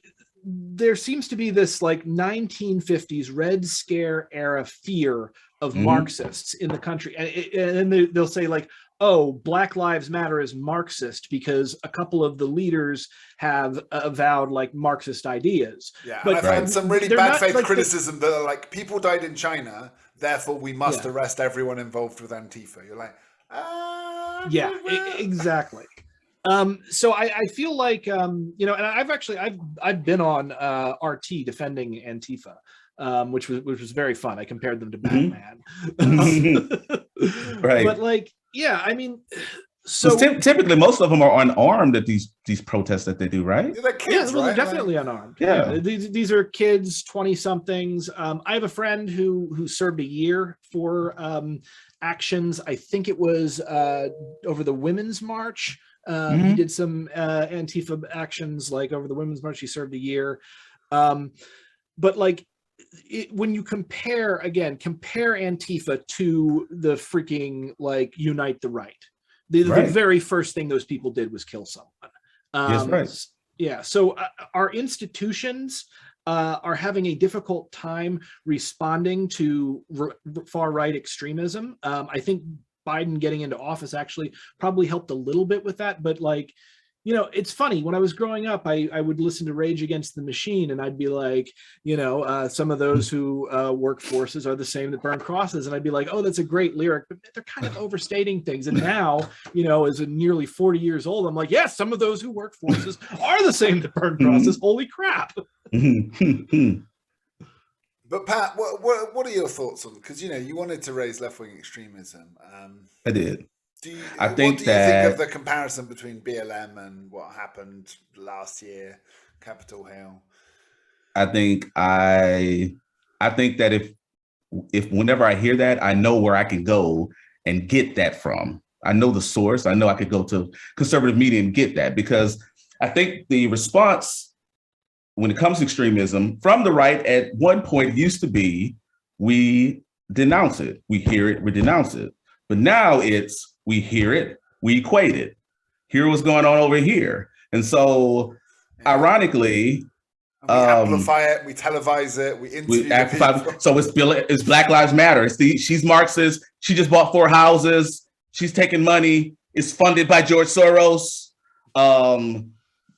Trump makes this big noise. He wants to make Antifa and Black Lives Matter domestic terrorist organizations. Bill Barr goes and designates Seattle, Portland, and New York anarchist jurisdictions. He put a memo out in 2020. Do you guys think anarchist jurisdictions? Yes. Awesome. But remember, there's no domestic terrorism. There's no laws on our books about domestic terrorism, right? I mean, it's not clear. Like, they can't come up and designate. It's not as easy. Well, it's the Family Guy color chart. Yeah. So I think. Go for it. Yeah, go ahead. No. Just quickly, what do you guys think about the idea that criticizing George Soros is anti-Semitic, or do you think there's a legitimate criticism of him there as a? I mean, he's a billionaire, so fuck him. That's not that's not anti-Semitic. But I think George Soros as a secret puppeteer, controlling that is inherently anti-Semitic. I mean, that absolutely. What's very important to understand, by the way, and this is, goes back to kind of I forget who said this, but they said anti-Semitism is socialism for fools. And we were just talking about like how, Patrick, you may be on the right and I'm more or less on the very far left, but we're seeing the same kinds of problems, and you are developing what leftists would call class consciousness. You're realizing that the elites are screwing us. Mm-hmm. The anti-Semitic conspiracy theories that have been a part of the extreme right for decades, if not over 100 years, you think back to the Protocols of the Elders of Zion, you think about it's so frustrating because they're like, oh, there's a bunch of rich people controlling the world. You're like, yes. And they're like, yes. And they're Jewish. You're like, I don't care. Jewish. Like, let's focus on the first point. So, and this is exactly what's happening in the sense that the system defends itself. Yep. It's like an AI. And one of the weapons that the system uses to defend itself is racism.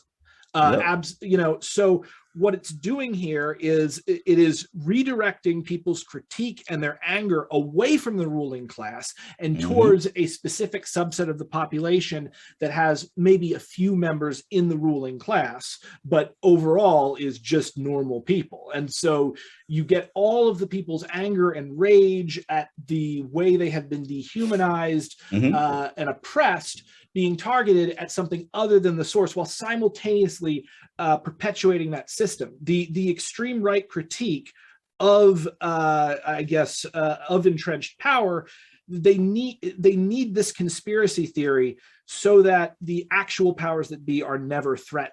And that's why you can't really have a fascism without some form of anti-Semitism or some other scapegoat taking that place. Mm-hmm.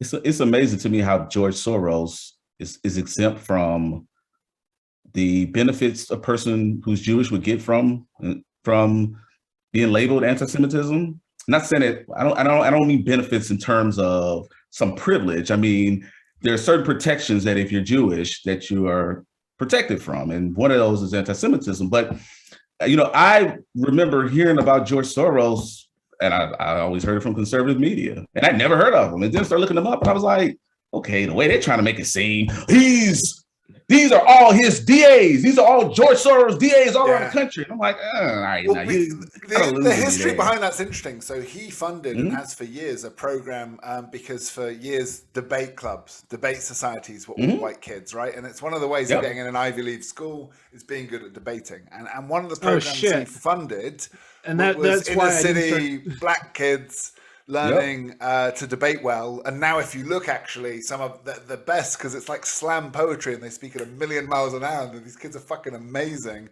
And sure enough, a lot of them went on to be DAs. And the conspiracy is this was the plan all along. He's like buying the black vote for the Democrats sort of thing. Well, that's what happens with all the billionaires, though, right? Like with Bill Gates and the conspiracies around population control. They're not totally wrong. In that Bill Gates did say that he was promoting vaccines as a way of reducing the birth rate in third world countries. Yeah, I mean, if you miss a bunch there's a grain of truth to it. That's kind of it is kind of what he was going for. Is that people have a ton of kids because of how many kids die of these diseases. So that if you have more vaccines out there, so he did say that back in the 90s. So it's one of those things where it's like, their ability to have so much money and wield so much power is going to just lead to people taking a bit of what they did and then crafting this wild conspiracy around it, which is what I find interesting about conspiracies. There's a great podcast I'll recommend, not as good as Beyond Binary Thinking, obviously. Or the Southern Podcast Authority, I'd say. but almost as good as this program. It's QAnon Anonymous. They recently had a phenomenal episode where they brought in because it's not a QAnon podcast. It's a podcast that keeps an eye on and is critical of QAnon. They brought in a guy, like a journalist who had infiltrated Bohemian Grove with Alex Jones. So you have Alex Jones in like, I guess this was the 90s, with this investigative journalist who's more on the left, and the two of them at the same time like went to that town in Texas where Bohemian Grove was, and like he just dressed in like he went to like Brooks Brothers and bought like a bunch of preppy clothes and just walked in to Bohemian Grove, and like Alex Jones like approached from the through the forest trying to find his way in, and like a bear, all through like sewer pipes and shit. And so like they both and they were staying in the same like motel room. So the guy goes and he's like just sort of taking in the sights of Bohemian Grove as these weird rich people do this insane ritual that they seem to actually believe in and think it's like a real thing. Meanwhile, Alex Jones sneaks in, and as they get back, Alex was already embellishing and saying he'd overheard these conversations that clearly had not happened. And because he was listening from far away in the woods, sort of thing, right? So for him, it's like he's just imagining what's going on. Exactly. So like, the real story with Bohemian Grove is these people are fucking ridiculous. And like and they have a ton of power, and that's really dangerous. And like similarly, like with the Bilderberg group, again, these people are idiots. They're super wealthy, and they are trying to kind of run the world, but like not in the way that the right-wing conspiracy theories make them out to be. Again, I always say I wish the world was centrally planned by one committee. It would be a lot better run. It looks to me entirely like a bunch of greedy fucks trying to get 5% richer every year. That's about how it looks. Gents, that was a chaotic spin of the roulette wheel of discourse. Thank you so much. So, have any closing thoughts after all of that? My head is spinning, but I loved it. I guess I'll go since nobody else says it. So first off, Patrick, I really want to thank you. This was a really great dialogue. I loved especially that we had some sparks flying at the beginning. Yeah. I think overall this has been a very encouraging conversation for me, because you are seeing the same things that I am seeing. And that is something that has not been happening like within the country, within political discourse. And that's very, very encouraging. I guess I will say, just sort of as a closing, I think that as we move forward into, the 20, into the next 80 years of this century, there's some very, very important decisions that are going to have to be made by society. And we need to find a way to either repair or overcome our institutions. But before we can do that, we have to take basic empathy. We have to be able to use compassion and to talk with those who disagree with us in a way where we are actually seeing things from their perspective, because if we cannot, we will not be able to marshal the kind of solidarity that we need. And that means that people on the right and the left, and especially the left, need to be okay with difference. That's right. That is really, really key. People in power want us divided, right? That there's nothing better for them than us to bicker and argue. But they win. Exactly. And nothing more dangerous. You were talking earlier about, unionization. I think unionization is one of the most important things in the United States. It functions as a great check on power. I think this has been phenomenal. I'll just say, if people are looking to see me and what I'm doing, you can look me up on Kickstarter. I'm about to launch a new graphic novel for Snow White Zombie Apocalypse, and Darudi's Shadow of the People is going to continue to grow. You can also find me on YouTube. Just Google my name, Brenton Lengel. My website is www.brentonlengel.com. And my podcast is bigger than Chapo Trap House. Officially, that is definitely the case, and I am totally not lying to anyone about that. So just check me out. Yep. Thank you, Brent. All right, I'll go second. Brenton, I enjoyed it. Chris, I enjoyed it. Paul, I enjoyed it. As you can see, I can rev up like that. I am very passionate about issues, but I'm always open to understanding other people's side. I'm the first to go out and let people know that look like me. Hey, there are white people struggling too. Get over what you're on, because we have something bigger going on. My closing remarks are, one thing that scares me, and it kind of sends chills as I'm talking about it, is we are in a serious crisis in this country. I don't think it's a constitutional crisis. I think it's a moral crisis. I think when you tell the truth and then backlash happens on the truth and then you retreat from it, something that we know is true, then we're at a really, really, really deep end. And so I'm saying that because I saw Ted Cruz go on Tucker Carlson the other day after he called the people who attacked the police terrorists, and he went and walked it back. Now, I expect that from him because he's just a wimp. He just is. He's the biggest wimp I've ever seen. He is but he's a smart guy. He's an intelligent guy, constitutional wise. Stand for something. Some just sway in the wind and say whatever they think they need to. But Lindsey Graham, same thing. Last year, Trump, January 6th, Trump, count me out. I'm out. This year, January 6th. January 6th is not the most important date. It's Afghanistan pullout by Biden, Kevin McCarthy, all these different guys, Mitch McConnell. The president is responsible for January 6th, but we don't need a committee to look over it. Mm-hmm. A commemoration on the House floor. 2 conservatives were there, Dick Cheney and Liz Cheney. He was more so there as support for his daughter than the other piece. That scares me because we're really at a point where our norms are under assault and there is no truth, and we don't have a 2-party system. The Republican Party is morphed into anarchy, and We can't. We have to. I object to how you were characterizing that. Anarchy is much better than the Republican. You think? Okay, so small anarchy. Look, give me a word for it, and I take it so I can start using it. Because I don't. Fuck. Yeah. I mean, it's to a tell mess, you the truth, I honestly think that the Republican Party has embraced fascism, and I know that that's like a loaded term, and it probably is not going to play well with a lot of people because they've overused it. Just say a little bit fashy, like fashy vibes. Yeah. Here, a little fash. Yeah, here's the thing. So when capitalism fails the ruling class, this is very important. It's always very important to study history. When capitalism fails the ruling class, when the wealthy lose faith in capitalism's ability to maintain their privileges, they have recourse to fascism to maintain it, and they always do it. That's right. And that's really, really scary. When our system fails, and it inevitably will, because nothing lasts forever, you usually have two choices on what you're going to base the new society on. If it is class, you get socialism.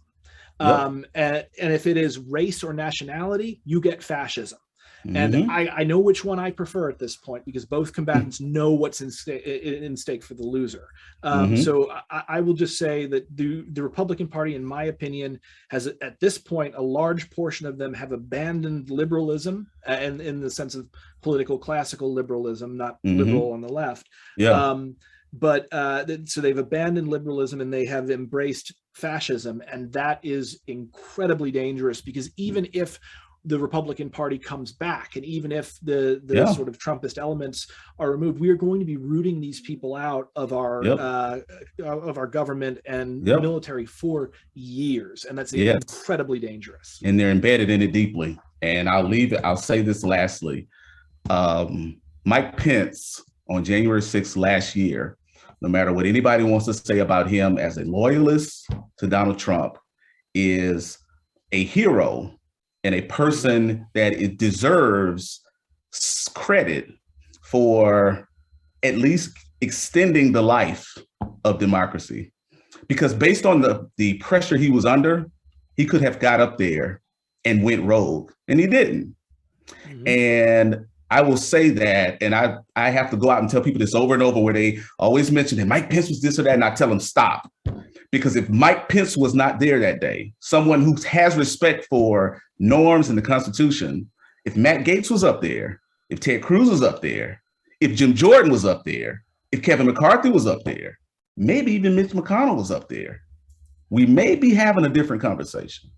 Yeah, that's very much the case. Absolutely. And so I don't know what his political career will be. I will say he committed political suicide, but I'll just say that I revere him as a savior. And I hope that history rewards him for his efforts and overlook some of the kowtowing and loyalty that he had towards Trump, because maybe it was all worth it for him to ultimately stand up and say, I'm going to ceremonial certify this election.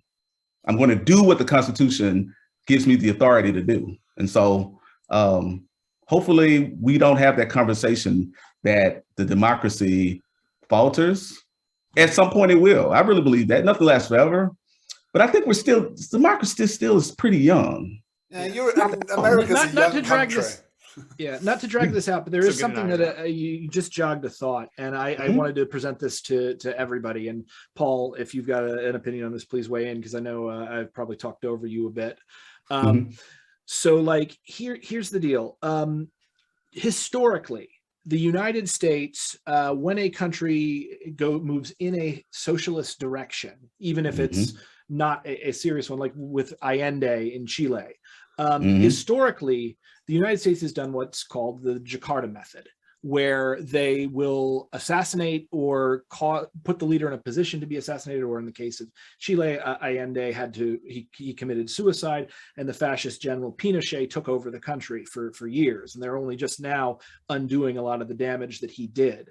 So let's go back and let's assume that Mayo Pete did not take, when Obama called him, he did not, he said, no, I think I can still win. And Bernie Sanders went on to get the nomination. Do you guys think if Bernie had been the one coming in instead of Biden, do you think it might have been possible that certain forces like Pence, but other ones would have gone the other way? And That is highly probable. yeah, That is Because highly then the probable. stakes were chosen higher. a dictatorship. Stakes over were Bernie. higher. The Over, stakes were higher. I think communism. I think there is Bernie derangement syndrome, just like there is Trump derangement syndrome, where a lot of people think that literally everything Trump did was fascist. And it's like, oh, he's pretty fashy for sure, but not everything was Right. act of fascism. And with Bernie Sanders, the Red Scare fear of communism, which is just like completely absurd amount. Like, one thing America is never going to be is communist. Like, that's just, Right. I never see that happening. America would have to completely dissolve and something else comes out. But like Bernie Sanders being president is not going to magically make us communist. No. But communism, I should say, by the way, you're talking about like the USSR system. Actual communism, as defined, is a stateless, classless, moneyless society where the economy is run on by the workers for the benefit of the entire society. So America itself would have to dissolve because you got to overthrow the donor class. You got to overthrow all the special interests. Red Scare definition of like USSR authoritarianism. Yeah, exactly. Marx-Leninism, essentially. Yeah, there would never be a Marx-Leninist United States. Or if there was, we would name it something different and pretend like we invented it. Right. And there would have to be some sort of flag or cross a little bit more. See, as you can tell, I don't read the books. This is my problem. But yeah, I think the fear of that, and even Biden being constantly labeled a communist whenever I flip to Fox News, I'm like, it's completely absurd. It doesn't make any sense. Biden is nowhere close to that. But that's just the state of things that we're in now, where everything is complete hyperbole and nothing is real and nothing is true. And it's all just things that happen on the screen that we watch. So, but my parting words, really enjoyed it. Brenton, I'm going to have to check out your graphic novel, because I think maybe if you put a little theory in there, if there's pictures, that'll help me out. Chris, always love talking to you. And then honestly, a lot of respect to Patrick, because I don't know a lot of people that would go on and talk with three people of the opposite side. You're quite outnumbered, so honestly, that's really awesome that you jumped on. Yes, if you guys, I'll send Chris the thing. If you guys do want to check out the DeRudy graphic novel, most definitely. I'm still taking pre-orders for it. You'll get it within the next couple of weeks. So on the website. I'll put the link. It's on the Backer Kit website. The Kickstarter is over, but people are still able to buy the comic, and I'll get it shipped out to you guys immediately. And I'll be sure to sign I'll order today. I'll get on it too, for sure. There you go. I'll put a link into the chat. Just keep going on podcasts. You'll sell some more copies, Brent. I know you did very well ever since. Oh my god, that was so cool. Robert Evans shouted me out on Behind the Bastards. That was. I've been a fan of his. I've been a fan of his for years. I helped a little bit with that.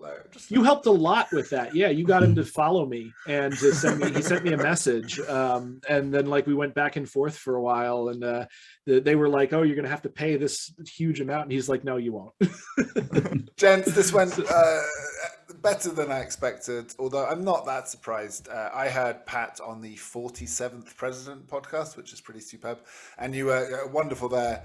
Wonderful here. I think there's a really important lesson that I always try and do with this podcast, that I'm just so tired of, and I think as partisan as we always were, social media trains us to get that dopamine hit off of feeling slightly smug and being like, oh good, I'm right and everyone's wrong. Superb. And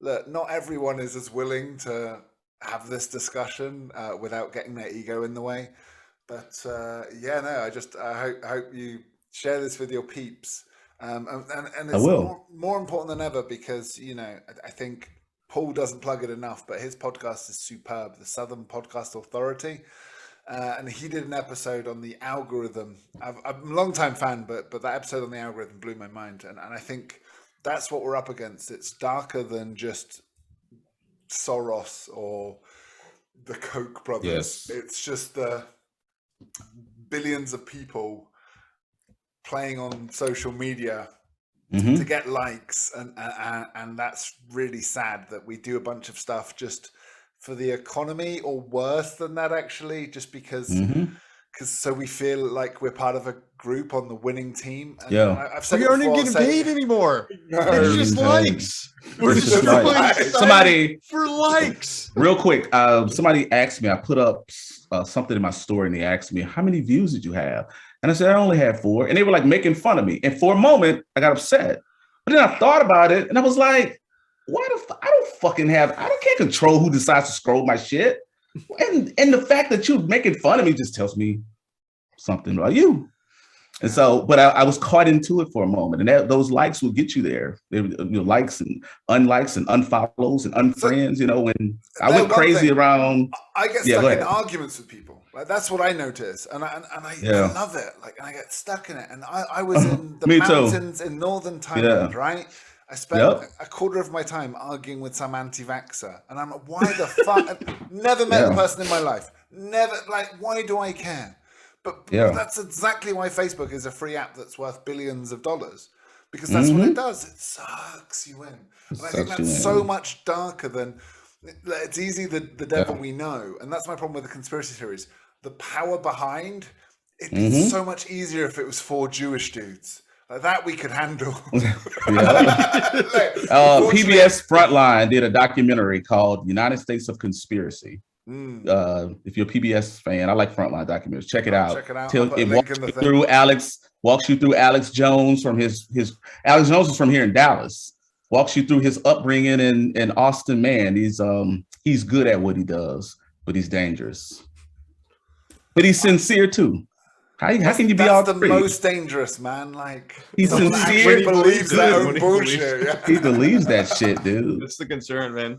Yeah, he didn't start off that way though, and that documentary will walk you through it. But it's easy to, and I'll let you guys go. It's easy to get sucked into that when you keep stroking it. Same thing with Rush. Last article I read about Rush was in Vox magazine. He was getting chemo for cancer, and they were saying that his dream was to get Trump reelected. And they were talking about Rush's early days, and he didn't believe that stuff as much. But the more he stroked it, the more love he received. The more he believed it. It's about love. It really is. It's about love. It almost reminds me, there's a great Kurt Vonnegut book called Mother Night. And it follows the career of a fictionalized playwright who is hired by the US State Department to pretend to be a Nazi propagandist, and like during like the actual like rise of Hitler. And one of the big lessons of the book is like, be careful what you pretend to be, because you may wake up one day and realize that's exactly what you are. And I think that's directly comparable when you saw 4chan, turn from a random geek site into like an incubator for white supremacists. For people LARPing racist jokes to they're not LARPing. Wait, what is the site again? What is it called? 4chan. Oh. Yeah, 4chan, like our our. That's the birthplace of QAnon, right? It started on 4chan, then went to the more extreme 8chan. Now it's on 8kun because 8chan got taken down because they kept inspiring mass shootings. But like so now it's just the same site with a different name, basically. Yeah, exactly. Run by the same freaky weird person. It's some American weirdo living in the Philippines, right? They worked out. Yes. And if you listen to QAnon Anonymous, they go into it, and they've actually had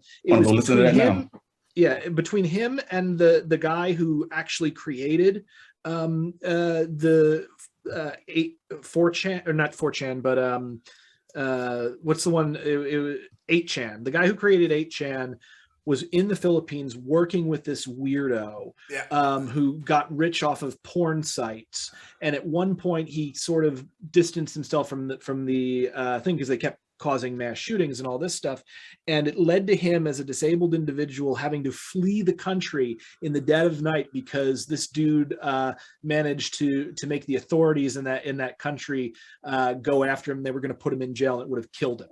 So like, there's some really intense stuff going on with regard to that. Yeah. Well, and then now one of those founders, Ron Watkins, is running for Congress in Arizona. So we'll see how that goes. Oh, that's horrifying. Ron Watkins is the crazy rich guy that I was talking about. Gentlemen, it was wonderful. Thank you so much. Let's do it again sometime when please. Yeah, when we've had time to enjoy this. I will edit it over the next couple of weeks and put it up on all the socials with all the links we mentioned Gents, you're wonderful. Thank you so much. From Bangkok. Same here, Chris. gentlemen. Thanks. And This has so, been yeah, my see you favorite next podcast time. with you, Chris. Hey, You always have a good one, but this has been my favorite. Really I loved appreciate it, really. All right, if Really. everyone can, I'm going to please, have a new graphic novel to read. I'm really excited. Oh, it's amazing.